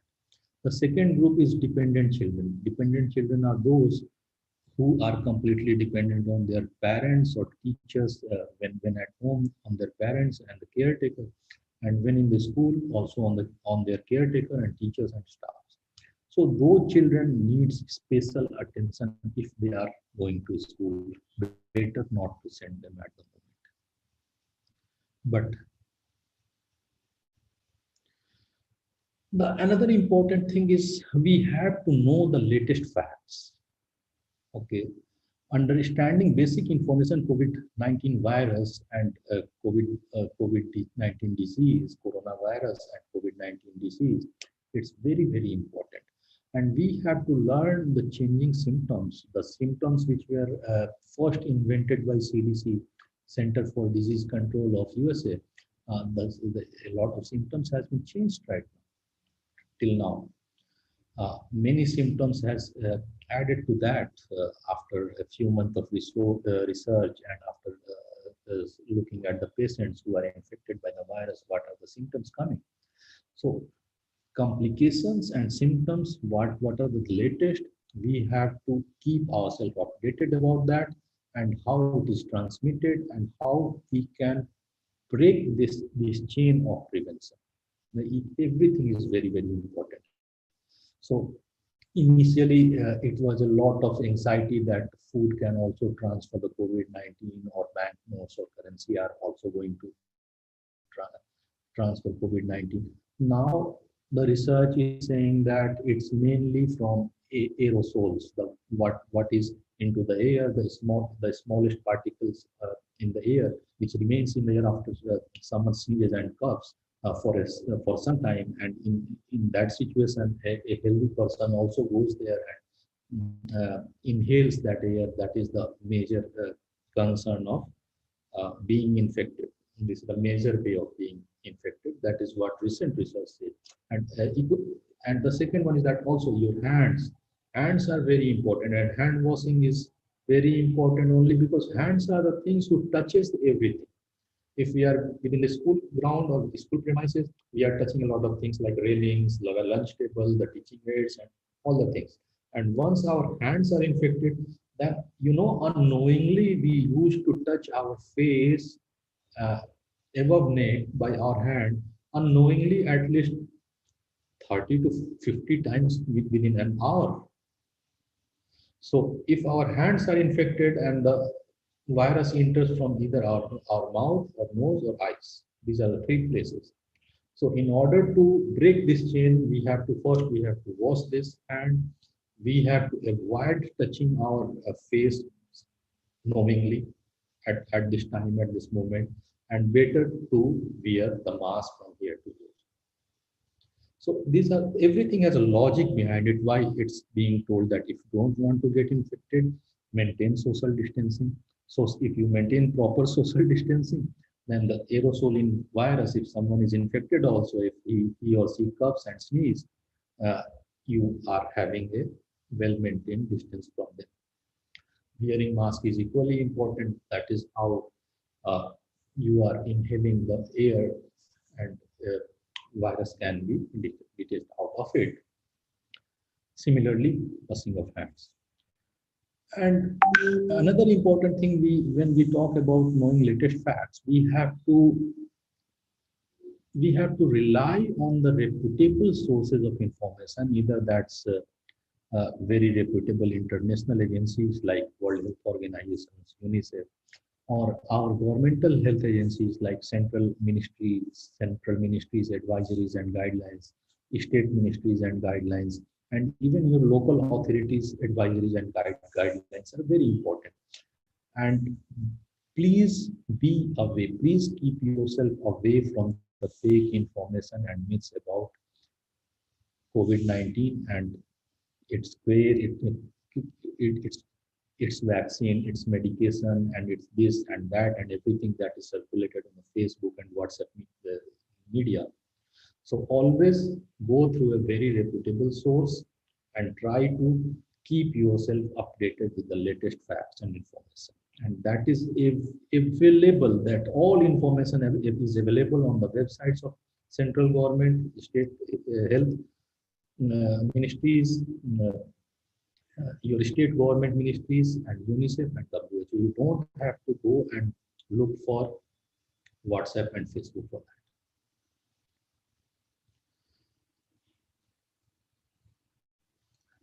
Now, like I told that after 2004 and 2005, central government agencies came up with all the mandatory requirements that the schools have to make their disaster management plans and implement that. But all those disaster management plans and school safety plans were made out of the components of what vulnerability actually that area is having, like um, earthquake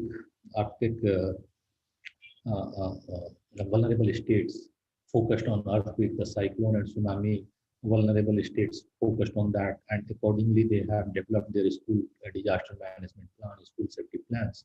But no one actually thought about that this sort of pandemic, this sort of a biological disaster will be here in our world, in the human civilization. So actually, I hope, I haven't seen till now that any of our school disaster management plans or school safety plans are talking about some sort of pandemic, and they had prepared their guidelines and safety measures for that. So now it's time that we have to update and develop our emergency and contingency plans, keeping in view this pandemic as well. And this is one very important aspect as a teacher, as a parent, as a school authority, or as a government representative. We all have to ensure that if schools are going to reopen, then they should not be used as shelters and treatment units in any case. During the migrant labor crisis, we saw that many of the schools were converted into temporary shelters. Uh, at that time, schools were closed. It was okay. Uh, Many times we have seen that in those areas where health infrastructure is completely overwhelmed with handling COVID-19 patients, and they started schools as temporary treatment units. But when the schools are going to reopen, this is a big no. School will be used only as for studies and kids, nothing extraordinary, not shelters, not treatment units, not even any outside community events or meetings should take place in the school premises. Okay. Actually, the purpose is that the schools are having a well-maintained infrastructure or a lot of space, ground actually, and some crowded event, if the local authorities or the local community is planning, then they prefer the school building, the school premises. But this time, no. Hand washing will keep coming on your presentation time and again, because this is the crux. Why? This is the crux how we can break the chain of COVID-19. This is very important. Hand washing stations with soap and water should be placed in the schools before the reopening, and if possible, keep hand sanitizers in each of the classroom, at the entrances and exits, and near the lunchrooms or the toilets. The toilets are a very important place which we have to think that many people are going in, coming out, and they all use door handles. So those door handles are very important to frequently disinfect. Okay, at any public place. Even if you are visiting any airport or the railway station and you are going to use the toilet, then be very careful there.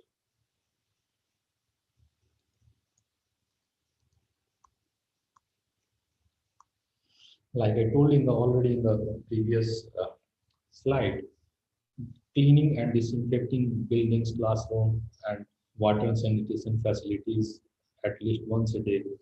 And we all have to think of, actually, see, this is not a universal list, and we have to identify actually within our school what are the common places, what are the common things that many people are touching frequently. What are those things, like it may be chemistry, biology, or physics laboratory, or where a lot of students are going and doing their experiment. So all those things, and maybe it may be the sports equipment like badminton racket, tennis racket, cricket bat. The many students are touching that. You can also think it may be the school. If the school is a multi-storied with stairs, there are always railings, and railings are one such place where everyone touches it when climbing up or climbing down.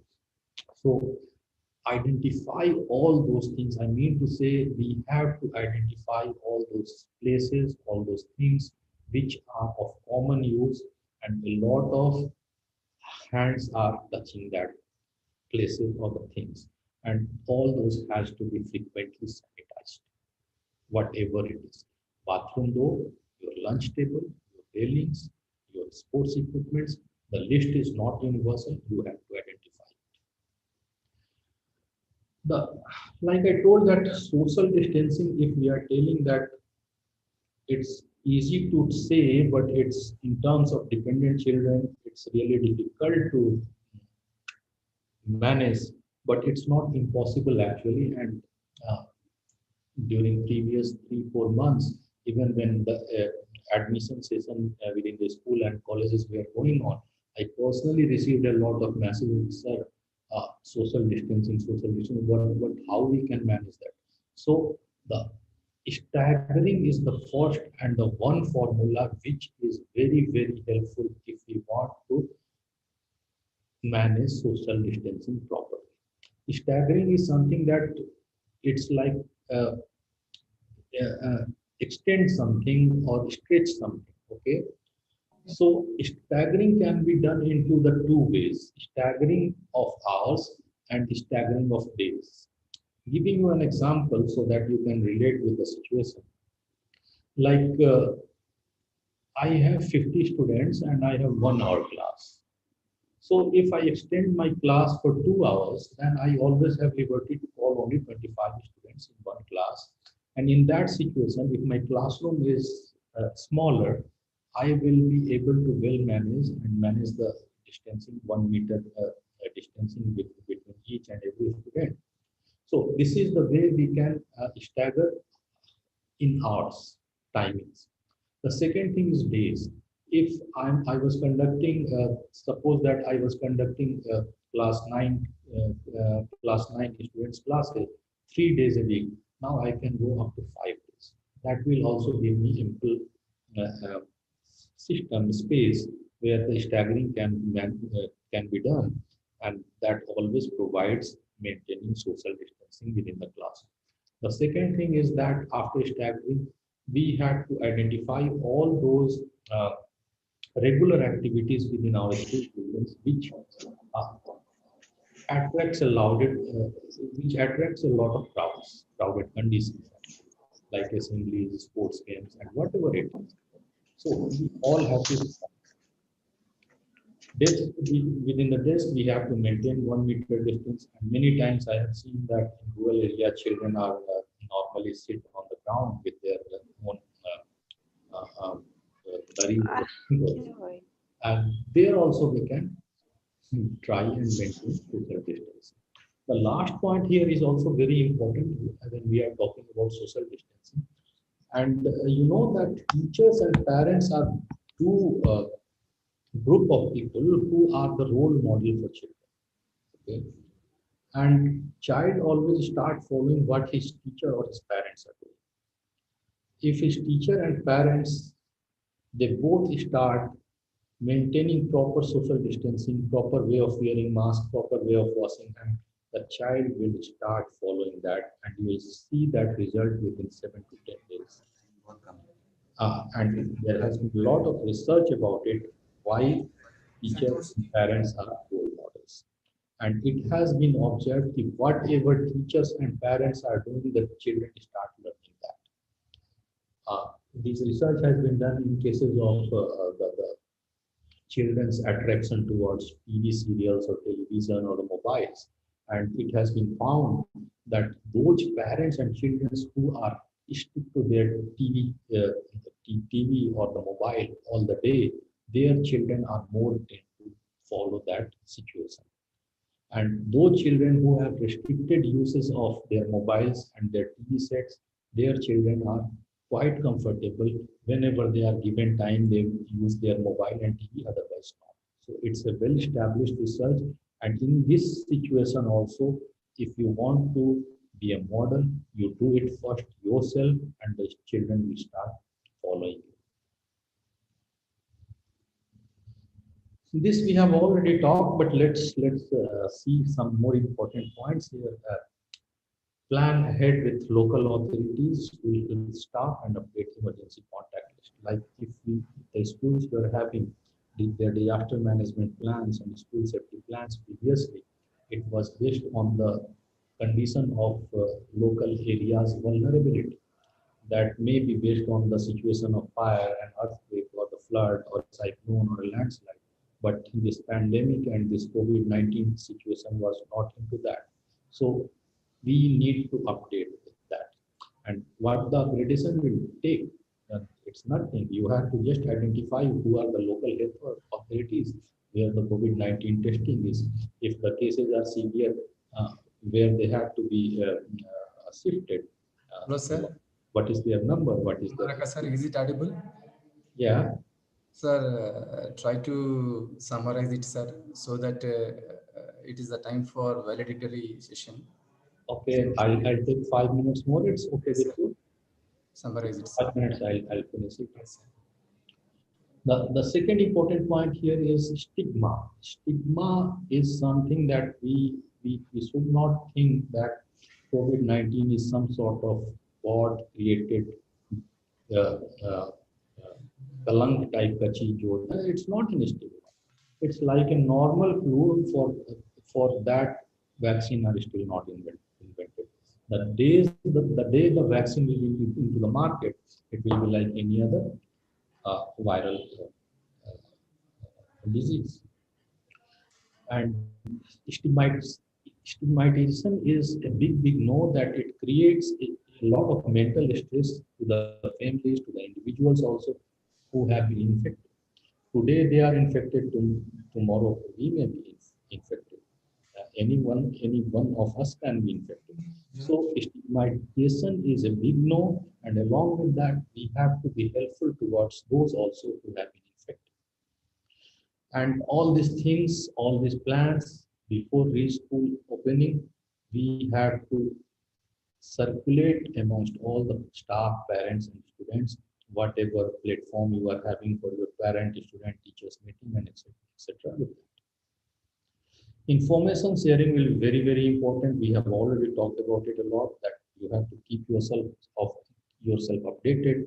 We have to follow the guidelines and advisory of central and state government and the international agencies of repute.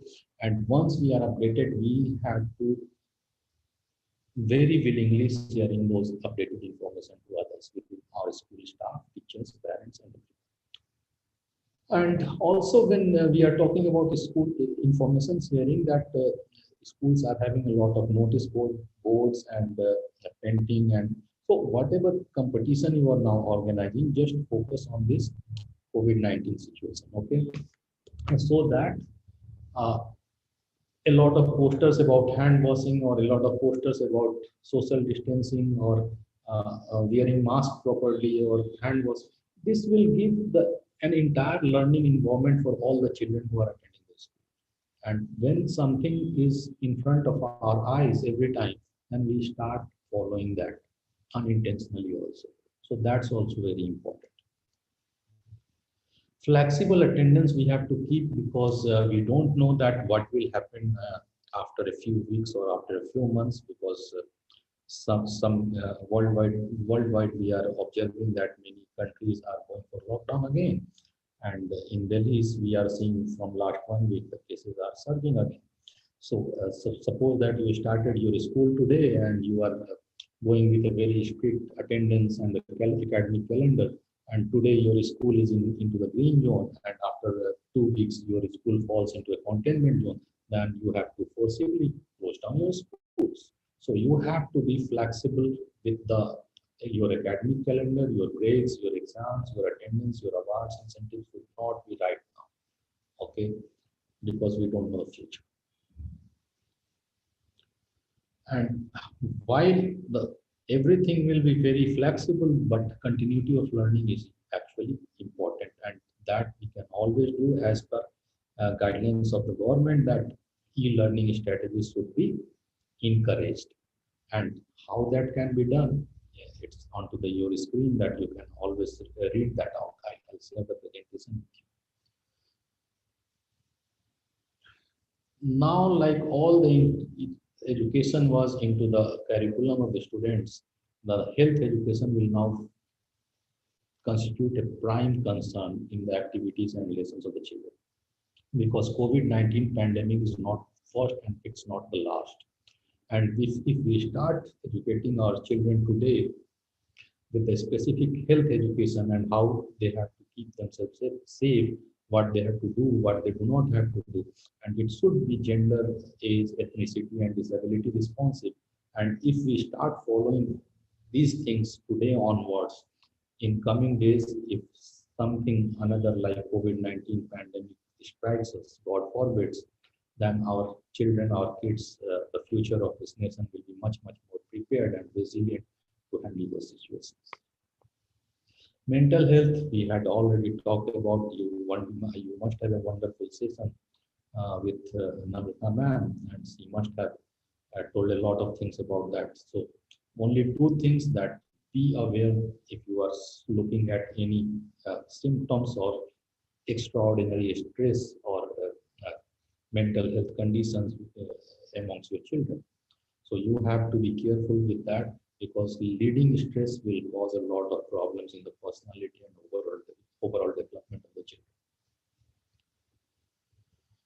And the last is, but not the least, that we have to know the latest facts. We have to recognize the symptoms, and we have to send our children only to schools when they are feeling healthy enough. Washing hands is very, very important, and help the children to cope up with the stress, telling them the truth. Don't lie to them. झूठ नहीं बोलना है, उनको सच बताना है, सही तरीके से बताना है, उनके एज ग्रुप को ध्यान में रखते हुए क्या सच है, क्या झूठ है. So along with that, thank you very much. It's the end of my presentation, and I'm willing to take all your questions now. Thank you, sir. Thank you very much, sir. Dr. Kumar Raka, sir. Really, I also feel the school itself is a miniature society which needs safety measures.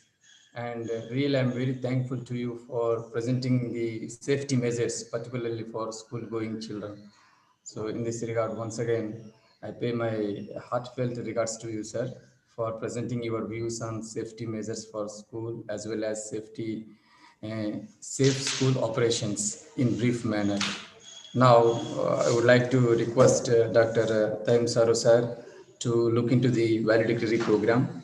So with this, once again, I pay my sincere thanks to three coordinators, Dr. Taim Saru sir and Dr. P.K. Barik sir, as well as Mr. S.K. Naik sir, for inviting me as a moderator to look into these two sessions. Thank you. And it's over to Dr. Taim Saru sir.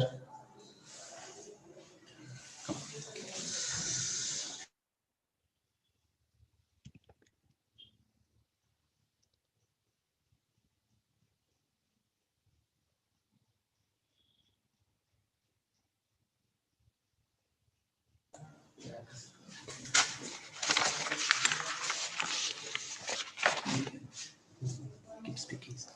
Okay. Okay. Very good afternoon to all the participants and dignitaries.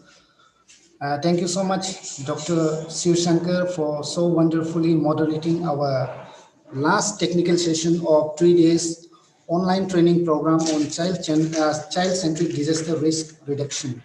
So just I wanted to tell the participants that due to congestion of time, we are skipping the feedback session by the participants. Actually, it was supposed to be happen from 12:40 to 12:50 p.m. But due to the shortage of time, we are just skipping that, and we'll directly proceed to the valedictory program of this 3 days online training program. And I wanted to tell the participants that the Google feedback link will be shared in your different WhatsApp group that we have created. And if somebody is having problem in having that link, we will contact us personally, we will provide the link. And I think all the dignitaries have joined our program. I just wanted to check that one. After that, we'll start our valedictory session. Sir, join right.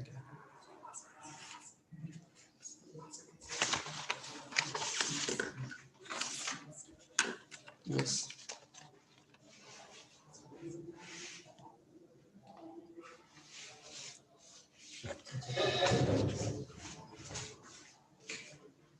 Okay, just our provincial sir has joined our program. Now we are waiting for our guest of honor of today's valedictory session, our registrar sir.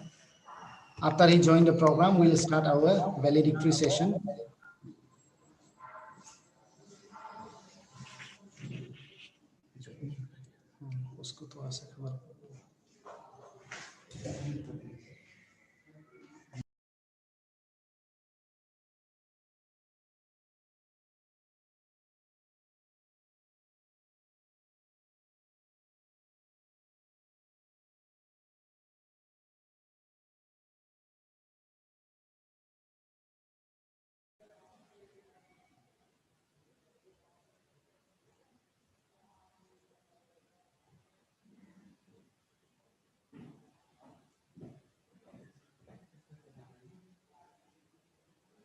Sir?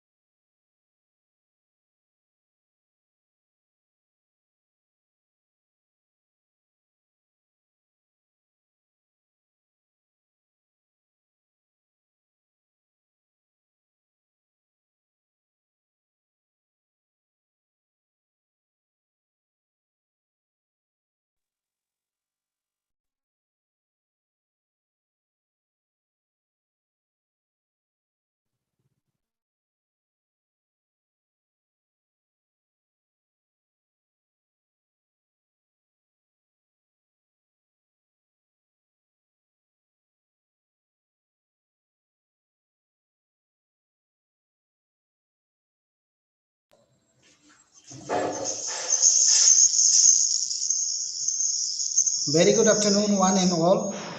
Now we are going to start our valedictory session of 3 days online program on child-centric disaster risk reduction, jointly organized by Department of Education, Rajiv Gandhi University, and jointly organized by Department of Education, Rajiv Gandhi University, and National Institute of Disaster Management, New Delhi. Now, we are going to start our valedictory session. Let me take the privilege to welcome all the dignitaries and participants who joining us in this valedictory program.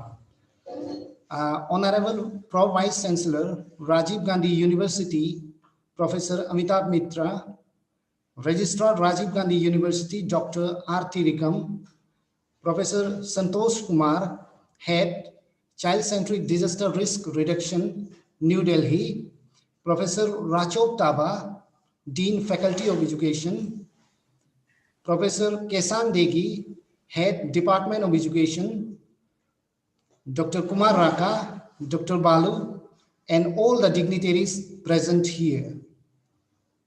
On behalf of Organizing Committee and Department of Education, Rajiv Gandhi University, I would like to welcome our chief guest of today's program, Professor Amitabh Mitra Sir, Pro Vice Chancellor, Rajiv Gandhi University. Thank you, sir, for joining us in this valedictory session.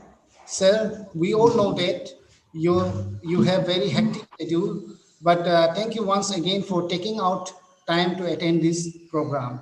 Thank you, sir. Thank you for your kind support and sparing your valuable time to attend this program.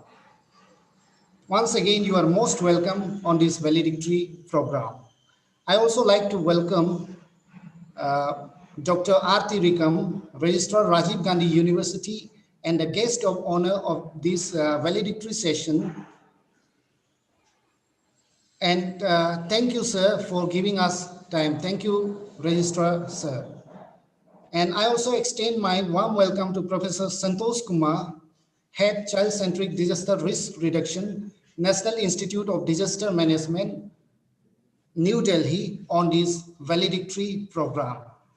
My welcome address also goes to Professor Kesang Degi, Head Department of Education, Rajiv Gandhi University. Thank you so much, Madam, for your kind support and guidance given to us to conduct this program very successfully. My warm welcome also goes to those professors who join us in this valedictory program, all the faculties of Department of Education and officers and assistant professors of National Institute of Disaster Management, New Delhi.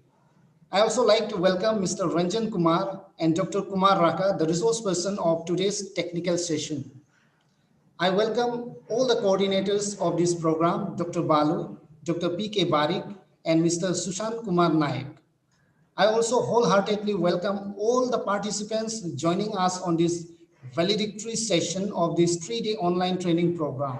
I welcome you all. Thank you so much for joining us on this valedictory session. Now, may I request Dr. Prasant Kumar Barik to give a brief report about this 3 days online program. Now over to Dr. Prasant Kumar Barik. Am I audible, sir? Yes, you are audible. Okay. A warm and graceful good afternoon to our most valued guests, Professor Saket Kushwaha, Honorable Vice Chancellor Rajiv Gandhi University, Arunachal Pradesh, Major General Manoj Kumar Bindal, VSM Executive Director, NIDM New Delhi, Professor Amitabh Mitra, Pro Vice Chancellor Rajiv Gandhi University, Arunachal Pradesh, Professor N.T. Rikam, Registrar Rajiv Gandhi University, Arunachal Pradesh, Professor Santosh Kumar, Head CCDRR NIDM, Dr. Kumar Raka, Program Officer CCDRR Center, Resource Person Dr. Balu, CCDRR, Dr. Kumar Raka, Ms. Namrata from YMCA New Delhi, and Dr. Ranjan Kumar. Professor Rochop Tawa, Dean Faculty of Education, Professor Kesang Degi, Head Department of Education, coordinators of this webinar, Dr. Tayum Saro and Dr. S.K. Naik, fellow colleagues, beloved participants, as well as one and all gathered over here. It is my privilege to present a brief report of this 3-day national online training program on child-centric disaster risk reduction organized by Rajiv Gandhi University in collaboration with National Institute of Disaster Management, New Delhi. It is the 3-day national webinar had 6 technical sessions and was organized by the Department of Education under the guidance, dynamic, and able leadership of our Honorable Vice Chancellor, Professor Saket Kushwaha. The main aim of this 3-day training program on child-centric disaster risk reduction is intended for teachers and students, officials of state level, sectoral departments, administrative training institutions, and civil society practitioners to help build their knowledge, skills, perspectives, towards child-centric disaster reduction. This program will help officials to understand and prepare for risk information planning, sectoral readiness, and preparedness for emergencies so as children are not deprived of basic amenities. During the inaugural session, Professor Kesang Degi welcomed all the dignitaries, Major General Manoj Kumar Bindal, VSM Executive Director delivered inaugural address, and Professor Saket Kushwaha, Vice Chancellor Rajiv Gandhi University, Arunachal Pradesh, graced the occasion as chief guest and motivated the organizing team and participants in his energetic speech. Dr. Taim Saru presented the vote of thanks in inaugural session. First and the second technical session of the day were taken by Dr. Balu from CCDRR NIDM and moderated by Narendra Singh, Assistant Professor, Department of Education, Rajiv Gandhi University. Dr. Balu, in his first lecture on do's and do not on COVID-19, started from historical background of COVID-19, that how fast case of coronavirus was detected in a 55-year-old man in Wuhan, a Chinese city, in the month of December 2019, and in India it was reported in January 2020. Dr. Balu clarified the misconception about the symptoms of coronavirus and how to distinguish it from normal flu. Dr. Balu stated about the current status of recovered active cases and deaths that have taken place in India and abroad, and mentioned about Government of India's initiatives like Jan Andolan campaign launched by Prime Minister Narendra Modi. In the view of the upcoming festivals and winter session, as well as the opening of the economy to tackle the pandemic, Dr. Balu explained proper and improper way of wearing the mask, practice of hand washing, importance of practice of social distancing with a slogan, "दो गज की दूरी हम सबके लिए जरूरी," following shopping rules and importance of rearrangement of seats in office classrooms and taking examinations, etc. In the end of the first technical session, Dr. Balu addresses the queries of the participant. In his second technical session of the day on topic basic concepts and hazard profiles of India, Dr. Balu explained the meaning of various basic items like disaster, hazard, disaster risks, vulnerability, exposure, capacity, damage, disaster damage, mitigation, preparedness, preventions, reconstructions, recovery, resilience, and response with the help of active participation of the participants. Dr. Balu, after explaining the term with the help of the picture, invited participants to explain the meaning, citing an example from their own surroundings and situation. Dr. Balu made the session so interactive that the session lasted beyond the scheduled time, and participants' huge response was an indications of the outcomes of the session. Second technical session of the day ended with the vote of thanks from Dr. P.K. Barik. Third technical session of the program was taken by Ms. Namrata from YWCA New Delhi on the topic mental health of children in the time of disaster. Before coming to her lecture, she discussed a little bit about coronavirus and its preventive measures. The focus of her address was psychological perspectives among children in the time of COVID-19. She talked about various stages of development, psychological and physiological changes occurring among the adolescents during the adolescence period, and how any disaster impact mental health of the children. She said estimates of prevalence of trauma in the world population is projected to be between 33% to 90%, and in children it is higher, but mostly it is an ignored in the developing country. She concluded that even after more than a month of triggering events, people reliving the events like intrusion, flashbacks, nightmares, avoidance of remembering trauma, and intense anxiety. She said that children suffer from stress even more than the adults do, as they are exposed to new confusing environment constantly. Their sense of self is immediately tied to the expectations exposed by the adults around them, such as parents and the teachers, but can also be influenced by their peers and discussed various ways to avoid negative impact of mental stress by providing emotional, physical support, giving them appropriate attention, spending quality time with them, and making intellectual interaction with them.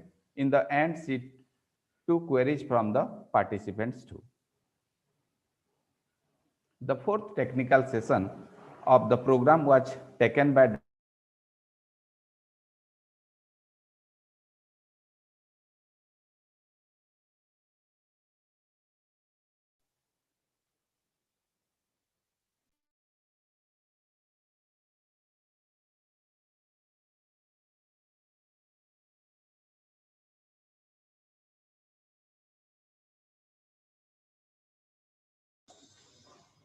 Barik sir, you are not audible. Barik sir, you are not audible. Barik sir. Barik sir. Hello. Barik sir, I am calling Barik sir.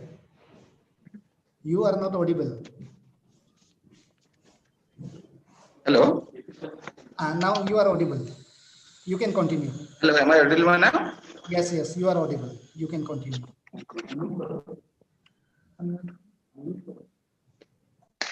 Hello.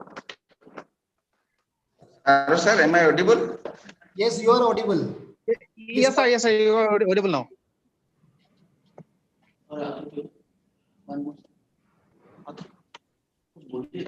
Hello. Yes, sir, you are audible now. You can continue. Okay. Just a minute.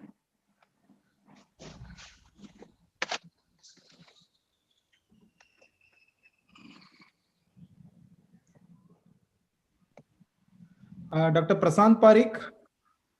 Yeah. Shall we continue? Or? Yes, sir. So what is next, sir? Just a minute, sir. A small technical issue happened. Okay. Sorry for interruption. In the fourth technical session, Dr. Balu explained how we need to involve children in disaster risk reduction because they have a right to participation. Children are able to convey message with meaning. Children are more willing to learn and develop a culture of adaptation. Children offer immense creativity, and more important, children are able to participate beyond a disaster preparedness rule and cited various child-centric disaster risk reduction activities. In the end, Dr. Balu addresses the queries raised by the participation. Next, in the fifth technical session was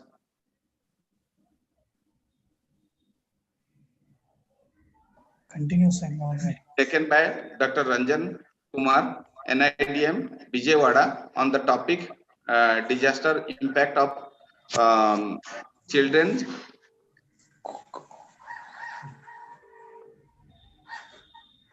Sorry.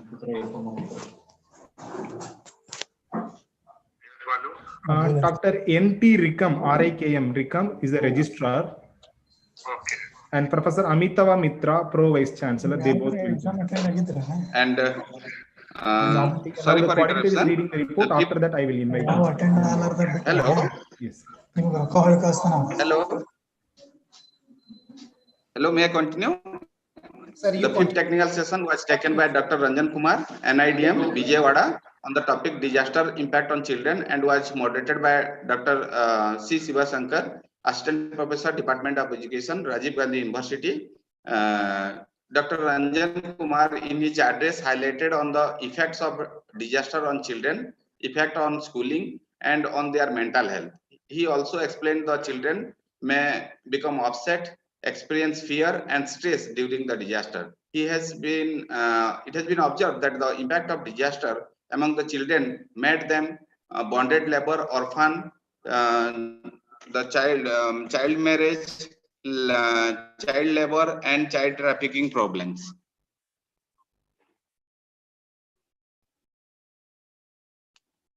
Wait.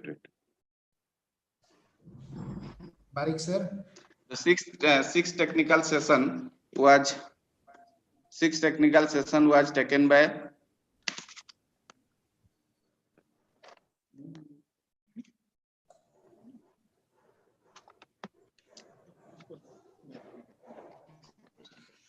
just a minute.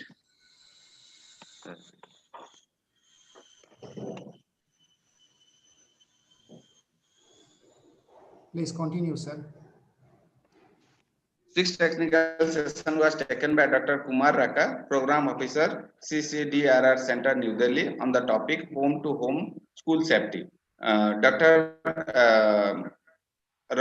Kumar Raka explained basic principles of safety of students, teachers, staff, and explained why sick persons, whether the teacher, staff, or the students, should not come to school.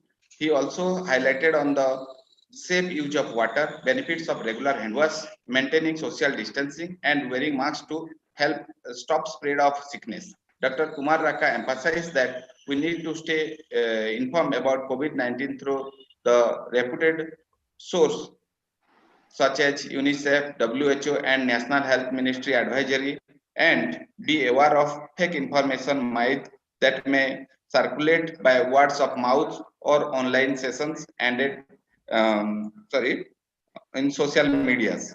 And the session ended with the vote of thanks by Dr. Sivasankar, Assistant Professor, Department of Education. In the end, I would like to thank Honorable Vice Chancellor, Professor Saket Kushwaha, Major General Manoj Kumar Bendal, and Professor Kesang Degi to give us this opportunity to organize this 3-day online training program and assure the authorities that if any opportunity is given to us to organize any activity or program, we shall carry out it with wholeheartedly.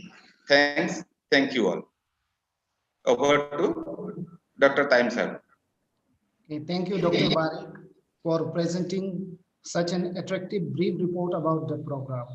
Now, may I request Dr. Balu to introduce Professor Santosh Kumar to have a few words. Yeah, very good afternoon to all the participants. It's my privilege to introduce Professor Santosh Kumar. He's a professor and head Center for Child-Centric Disaster Risk Reduction and Center for Governance Inclusive DRR. And he served as a former executive director of National Institute of Disaster Management. And he also served as a director, SORC Disaster Management Center. And he was trained in the field of disaster management in Israel. And he has a 3-decadal experience in the field of disaster management, governance, and policy planning. And he is the person behind us to motivate to run this Child-Centric Disaster Risk Reduction Center. And this Child-Centric DRR is a brainchild of Professor Santosh Kumar sir. Now I invite Professor Santosh Kumar sir to deliver a valedictory address, please. Thank you, Dr. Balu. Am I audible to everyone? Yes, sir. Very good afternoon to everyone. Mr. Ray, the Pro Vice Chancellor of the University, Rajiv Gandhi University, and we have a registrar of the university. We have another faculty members who all are here. Ones that I welcome all of you here in this platform, although this has been a joint kind of an event which we organized with the Child-Centric DRR, National Institute of Disaster Management, and Rajiv Gandhi University. And Professor Amitav and Professor Kushwaha have given this opportunity to NIDM and Child-Centric DRR to actually have discussion on various issues related to children at the time of emergency. This is the time when everybody must be feeling hungry for 3 days of long deliberations of the subject. So I don't have much to say, but a couple of things which I would just thought as to flag to the university, and also how we can take it forward. Just one program probably will not be much or sufficient in itself, but we need to have a larger kind of a engagement. As an IDM, if you have been able to actually participate with an IDM together and hold this program, we also have this Association of Indian Universities. And Association of Indian Universities, where we are trying to bring all the universities, whether it's in the private sector or whether it's in the government sector, the central government, and also the public institutions who are working on the disaster management, or they are having the kind of a science of disaster management, to bring them together, their strength, and serve the community. All alone, an IDM cannot take this entire agenda of disaster risk management forward. So we need to look at, I just give the analogy, like when we define disaster, we always keep telling, you must have known also hazard, risk, and vulnerability. These three things are the kind of fundamentals of disaster risk management. Hazard, risk, and vulnerability. But vulnerability itself, if you open, then you will find it's a not only issue related to disaster management, it's a real development issue. And this is the many risk drivers are there in the vulnerability, this V. And this V makes our life miserable.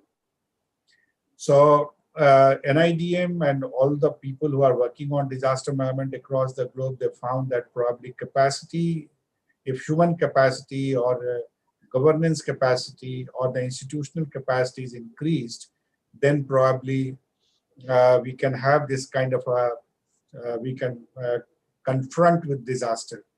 And when we confront with the risk, there is a plenty of opportunity beyond that. So how, like say, when we say that COVID-19 itself has been able to bring down people into poverty, like say one bucket of, you can say that poverty, where all the development partners are working to remove this poverty from that bucket and taking them outside and taking them below, move on from the $1 a day to maybe $5 a day. But one bucket is there and we take out one mug, say 5% people or 10% of people from that bucket outside. But the COVID and other disasters put five mugs of water inside the bucket. So large number of people go into the poverty bucket rather than we take out people from the poverty bucket. So the challenge is that as long as the poverty and inequality will be there, what we say that we will be vulnerable, and the impact of disaster would be very, very high. So role of sociology, role of economics, role of political science, role of bioscience, role of chemistry, role of geology, all are together. And when we talk about then defining resilience, building resilience amongst the children, and when we always keep asking that how you define this in the local language, this resilience. The word itself, vulnerability, what is the local definition language, whether it's in Hindi, whether it's in Tamil, whether it's in Telugu, whether it's in all other language in the northeastern language, how we can think of converting these three words into different hazard, risk, and vulnerability in the local language, so that people will start saying this. And when we talk about capacity, then also we need to look at. We always say that if you all know about this Hanumanji, and we say that ko nahi janat hai jag mein kapi sankat mochan naam tiyaro. So what is this? Ko nahi janat hai jag mein kapi sankat mochan naam tiyaro. This is a reminding to individual that how much capacity you have inside yourself, and any trouble or any problem is not bigger than your capacity. And that's what we say that ko nahi janat hai jag mein kapi sankat. People need to remind their capacity. And when we were growing, nobody has reminded us that we need to focus on the preparedness of pandemic. Nobody told us in any school or colleges where we studied that you have to take care of earthquakes, cyclones, and flooding, and so on and so forth. But now we are facing that situation, and our entire educational systems, nowhere we got this opportunity to learn. Not even in the family, somebody could tell us that yes, your area where you are living is highly prone to floods, or highly prone to cyclones, or highly prone to earthquake, or is going to be a pandemic or epidemic scenario. And so you all have to build your own capacity by thinking that what others have done, then you start digging the well at the time of crisis. So, and that is not sufficient. That is why we say that our responsibility towards ourselves itself is very big. That how we become resilient, so that every individual becomes resilient, so that the society becomes resilient. And if society becomes resilient, then probably the country becomes resilient. And Honorable Prime Minister is saying that Atmanirbhar Bharat. Atmanirbhar Bharat, like we see that the cases of COVID-19 has grown up further. Despite of many efforts by the government at different levels, they are trying and appealing people to wear masks, have the social distancing. And because this is a contrast situation which we are into. We are social animal, and we are supposed to live together, isn't it? In a normal circumstances, we all have to live together. And that is how we have been trained in this society, that help each other, live in cohesiveness, live and let others also live. But what happens when COVID-19 is giving a different kind of a scenario? Yes, please. Sorry to disturb you. Since we are running out of time, kindly wind up. Yeah, I'm just closing. I was telling that the learning, whatever the learning which we have got it, we need to take this forward. Just not remain confined to yourselves. If it is confining to one individual, we are failing again. So engagement of institutions, engagement of individuals, engagement of responsible authorities are very much needed. So I extend my heartfelt thanks to the participants first, because they have been there for 3 days and listening to all the lecture and sharing their experiences, and then I come to the authorities, to the Rajiv Gandhi University. I extend my heartfelt thanks to them and my team, Dr. Balu, Dr. Raka, and Ranjan, who have been able to this. And I would be failing in my duty if I don't convey my heartfelt thanks to the Honorable Vice Chancellor, who is not there, and Major General Manoj Kumar Bindal, Executive Director in IDM. So wish you good luck, stay healthy and stay safe, and wish you a very good day and possible collaboration in future as well. Thank you very much. Bye-bye. Okay, thank you, Professor Santosh Kumar. Thank you so much, sir, for giving your precious time. Thank you. Okay, thank you so much, Professor Santosh Kumar, sir, for addressing on the challenges that we are facing in our daily life and remind us of our capacity to mitigate those challenges. Thank you, sir. Our next is addressed by the guest of honor, Dr. R.T. Rikam, Registrar, Rajiv Gandhi University. Now, may I request Mr. S.K. Naik to introduce our guest of honor.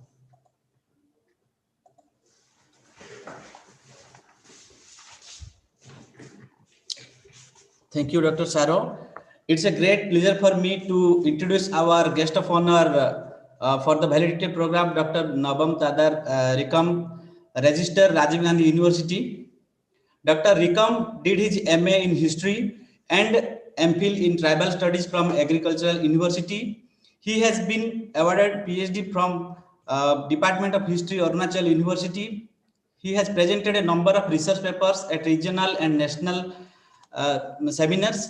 He also published a number of research papers in reputed journals and books. He is actively and keenly associated in studies and researches on the tribal history and culture.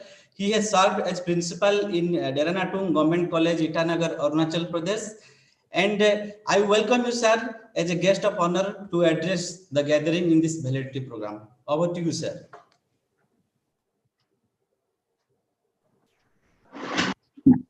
Okay, hello, everybody. Good afternoon.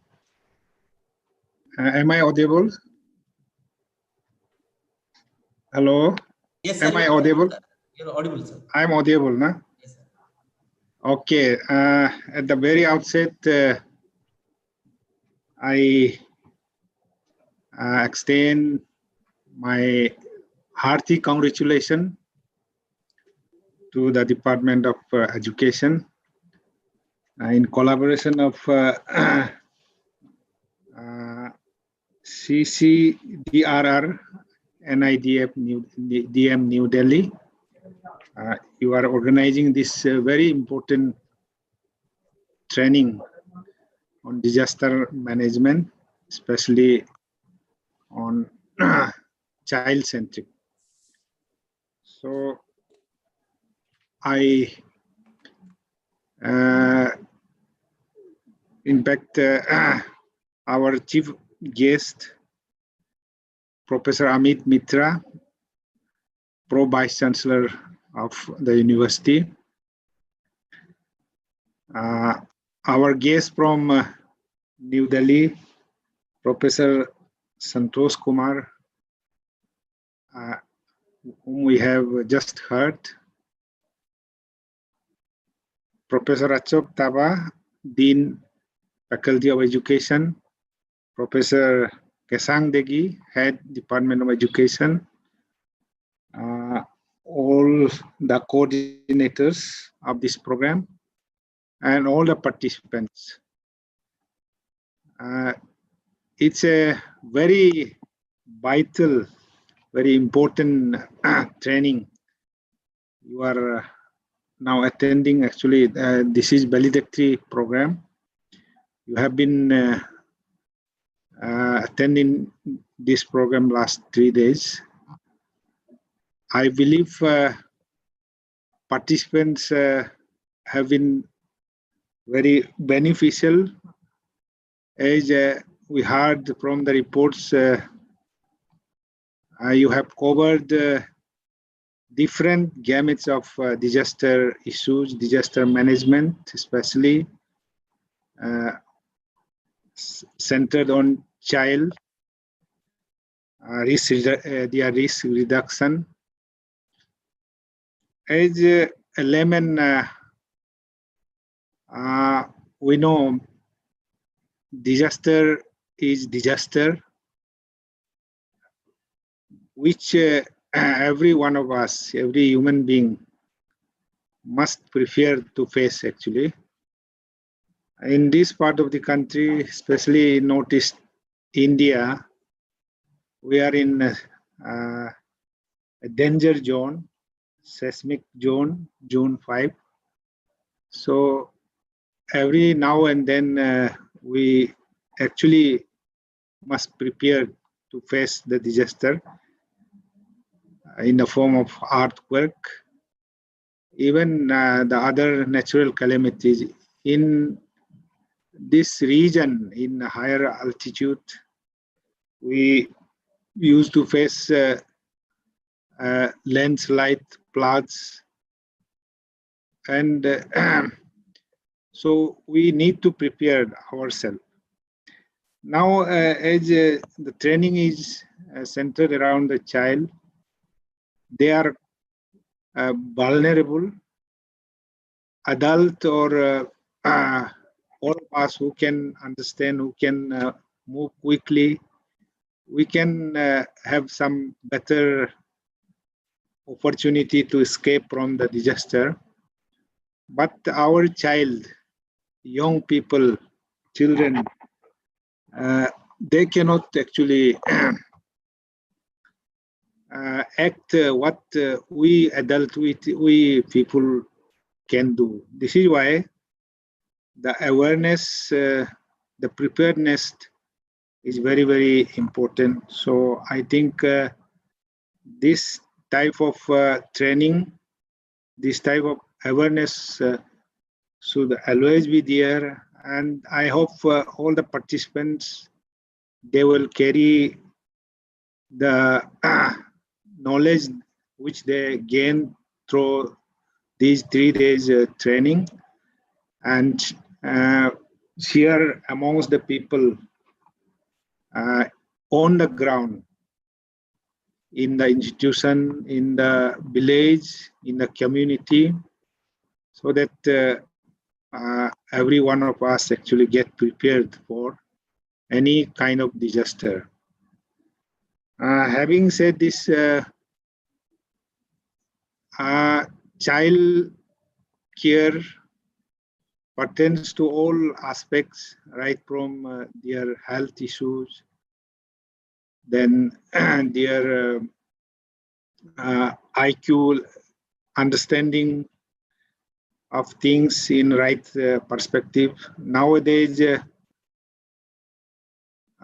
because of science and technology, because of IT revolution, this coming of social media, WhatsApp, Facebook, then this in this mobile world, actually, child's mindset, their thinking are sometimes distracted, they are diverted. So I think this is also one of the disaster which children are now facing. They are not getting the right kind of information. Informations are there, but sometimes wrong informations are being actually imbibed by the children, and that way they go to wrong direction. So in this way, we have to aware the children not only on physical aspects, but also on the mental aspects, their mental horizon, their mental makeup, we need to take care of. So with these few words, I don't have much to say because you had a long session, 3 days session. I believe you are quite benefited from all those sessions, the experts, resource persons. Only thing is that has to be actually carry forward, that has to be spread throughout the nook and corner of the society, of the country, of the state. So this, I once again thank the department and also the collaborator, National Institute of Disaster Management in New Delhi. And I hope this type of activity, this type of training workshop must continue in future also. That way we can serve the society in a better way. With this, thank you very much. Thanks all. Okay, thank you, Dr. Rikam sir, Registrar Rajiv Gandhi University, and the guest of honor of our valedictory session. Sir, you have rightly pointed out in your address that children are very vulnerable during the disaster time, and we should always prepare ourselves to face disaster which is unpredictable. Now, our next agenda is addressed by the chief guest. Now, may I request Dr. P.K. Barik to introduce our chief guest of today's program, Professor Amitabh Mitra, Pro Vice Chancellor, Rajiv Gandhi University. Over to Dr. P.K. Barik. Thank you, Dr. Saro. Good afternoon, ladies and gentlemen, once again. It is a great pleasure for me to introduce the chief guest for this valedictory program of 3 days National Online Training program based on child-centric disaster risk reduction. Professor Amitabh Mitra, Honorable Pro Vice Chancellor, Rajiv Gandhi University, Arunachal Pradesh. Professor Mitra, a well-known environmental economist of India, he did his master's from Center of Economic Studies and Planning, JNU New Delhi, and completed his PhD degree from Dibrugarh University. And sir, as a dedicated teacher, researcher, administrator, is famous in India. Sir, as an outstanding scholar, also got Fulbright Nehru Fellowship in 2014. Professor Mitra have served for more than 36 years as a top-level administrative officer in Rajiv Gandhi University, Arunachal Pradesh, on various positions like head, Department of Economics, the Dean, Faculty of Social Science, Registrar in charge, Finance Officer in charge. At present, sir is serving as Pro Vice Chancellor of Rajiv Gandhi University, Arunachal Pradesh. As an academician, sir has published a large number of research papers in high impact factor journals and authored a number of books in his account. He also successfully completed a number of major research projects sponsored by national and international agencies. Sir, as a visionary leader and one of the strongest pillar of Rajiv Gandhi University, you always motivate us to determine the best path to work towards own vision and for the betterment of the university. It is an honor and privilege for us to have you as our chief guest for this valedictory program, sir. With this, a brief introduction, I may now request Professor Mitra, Honorable Pro Vice Chancellor, Rajiv Gandhi University, Arunachal Pradesh, to address the gathering. Over to you, sir. Am I audible? Yes, sir, you are audible. Namaskar and good afternoon to all of you. Dr. N.T. Rikam, Registrar, Rajiv Gandhi University.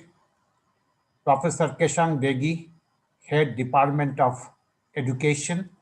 Professor Santosh Kumar, New Delhi.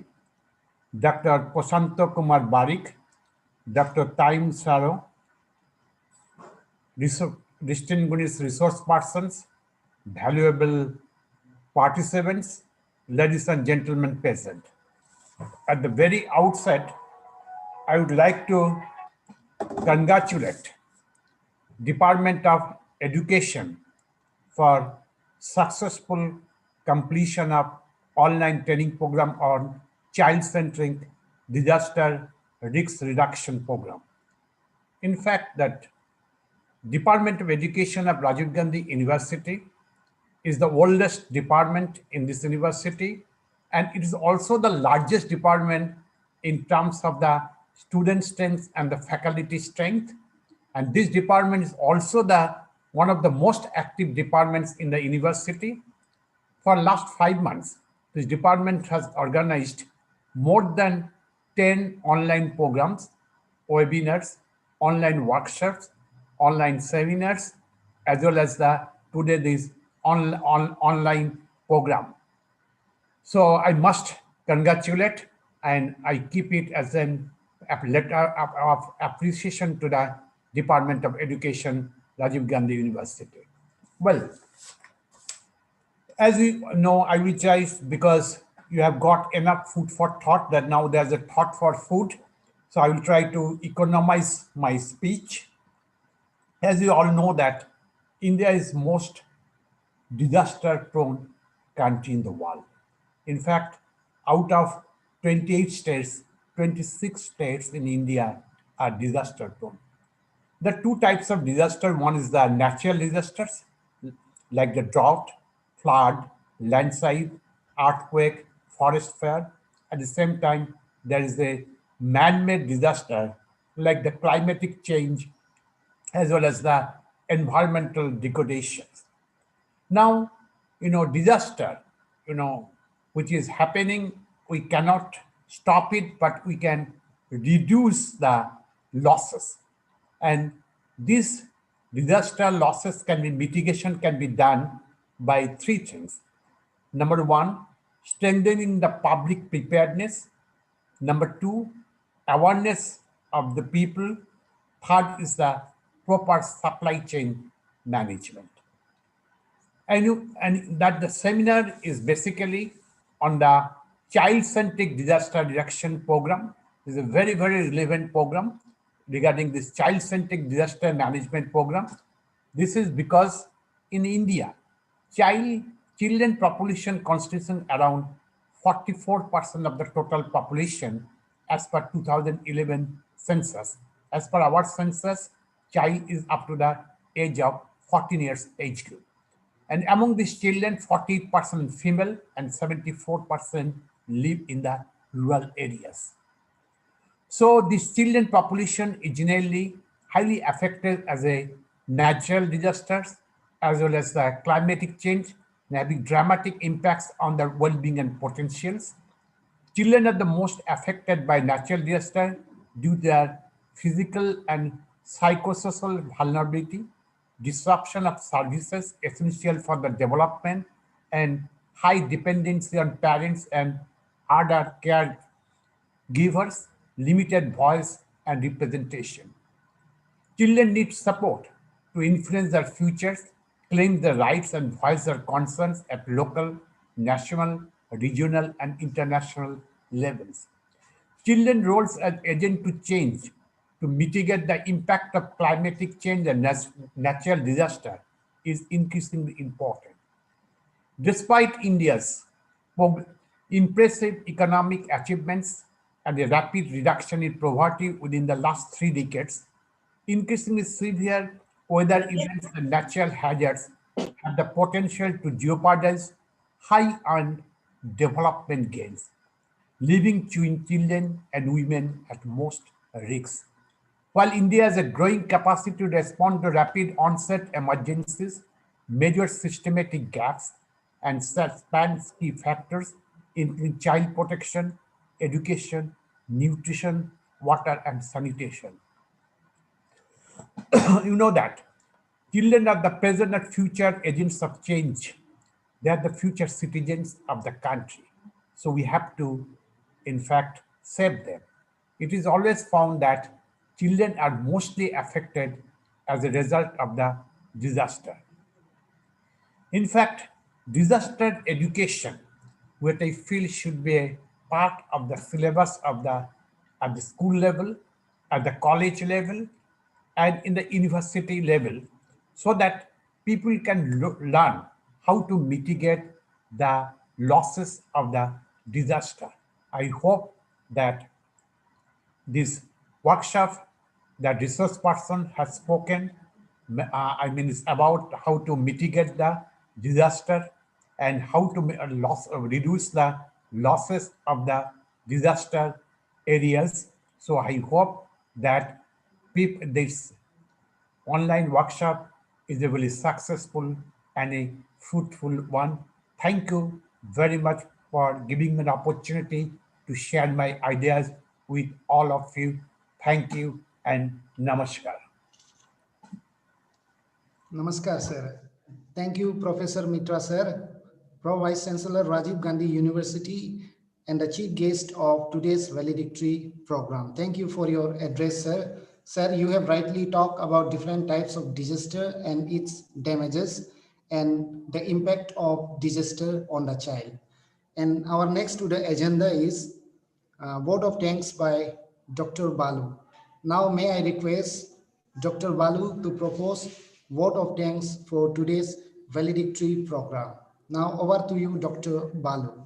Yeah, thank you, Dr. Saru, for a chance. First of all, I would like to extend my sincere gratitude to the Dr. Professor Kesang Degi, head of the Department of Education, Rajiv Gandhi University, for extended their cooperation to successful completion of this 3 days online training program on child-centric disaster risk reduction. And I also extend my sincere gratitude to the Professor Sangeet Guswaha, Vice Chancellor, Rajiv Gandhi University, and the coordinators, Tayum Saro and Dr. Prasant Parikh for their wonderful coordination with us. So I also extend my sincere gratitude to the Registrar of Rajiv Gandhi University and Pro Vice Chancellor, sir, for giving their valuable time during this valedictory program. And I also extend my sincere thanks to Professor Santosh Kumar, sir, the former Executive Director of NIDM, who is very valuable, who has given his valuable time in this valedictory address. Really is a very much busy person. It's very difficult to get his time, and it was my privilege to have him in this platform. So I extend my sincere gratitude to you, sir. And I also extend my sincere thanks to Major General Manoj Kumar Bindal, sir, Executive Director NIDM, for his motivation and support to successful completion of this program. And once again, I thank all the participants and the person who is behind this for the successful of this program, and also the moderators who was successfully moderating all the 3 days proceedings. So once again, I thank all the coordinators and the dignitaries from Rajiv Gandhi University and NIDM for their wonderful support. Thank you so much. Okay, thank you, Dr. Balu. Now, I also wanted to extend my special word of thanks to some dignitaries like Professor Elizabeth Hangsing, Professor Kesang Degi, Head Department of Education, Rajiv Gandhi University, Dr. C. Shivashankar, Assistant Professor, Department of Education, Dr. Nishant PM, Dr. Narendra Singh, Dr. Dharmeshwari Lorembam, Department of Psychology, Rajiv Gandhi University, Dr. Tage Rupa Sora, Department of Geography, Rajiv Gandhi University, Dr. Kushalendra Pratap Singh, Department of Social Work, Rajiv Gandhi University, and Dr. Vikas Bage, Department of Sociology, Rajiv Gandhi University, for helping us to conduct this program very smoothly. And above all, I also like to thank all the dignitaries present here, as well as the participants who have participated since from the starting of the program. And I also wanted to extend my special thanks to Dr. Balu, who always coordinated with us, and we have successfully conducted this program. Thank you, Dr. Balu, and your team. Thank you, sir. Yeah, thank you, Dr. Sir. And for all the participants, now we will share Google link feedback form in different group. And already it has been shared in our group, and you can check it. Please kindly don't forget to fill up the feedback form. Now it is officially concluded now. Thank you so much. Thank you. You have taken a group photo? Yes, Yes, sir. sir. Yes, sir. Can we take a group photo, please? Sir, please Yes. request all to take a group photo. May I request all the participants and dignitaries to please On video there. on your video mode. Please switch on your video mode. Nishan sir, please We are take some ready screenshots. for group photo. Nishan sir, please take some screenshots of our participants. All the participants.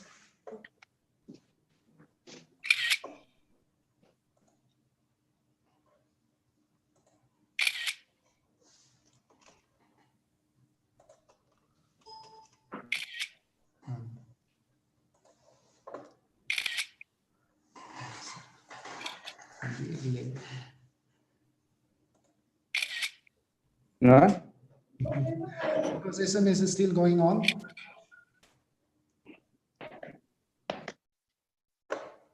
Yeah, thank you, sir. Thank you very much, all the participants. Congratulations to everyone. Thank you, ma'am. Congratulations, well done. And thank you, Longdeep sir, for being with us. Is this Miss Elizabeth, Dr. Elizabeth? Yeah. Ayu, Barik, and Shushan, congratulations. Well done. Can I see Dr. Elizabeth here? Yeah, I'm here, sir. Balu, sir. Thank you. Nice to see you. I've been listening to you. Thank you.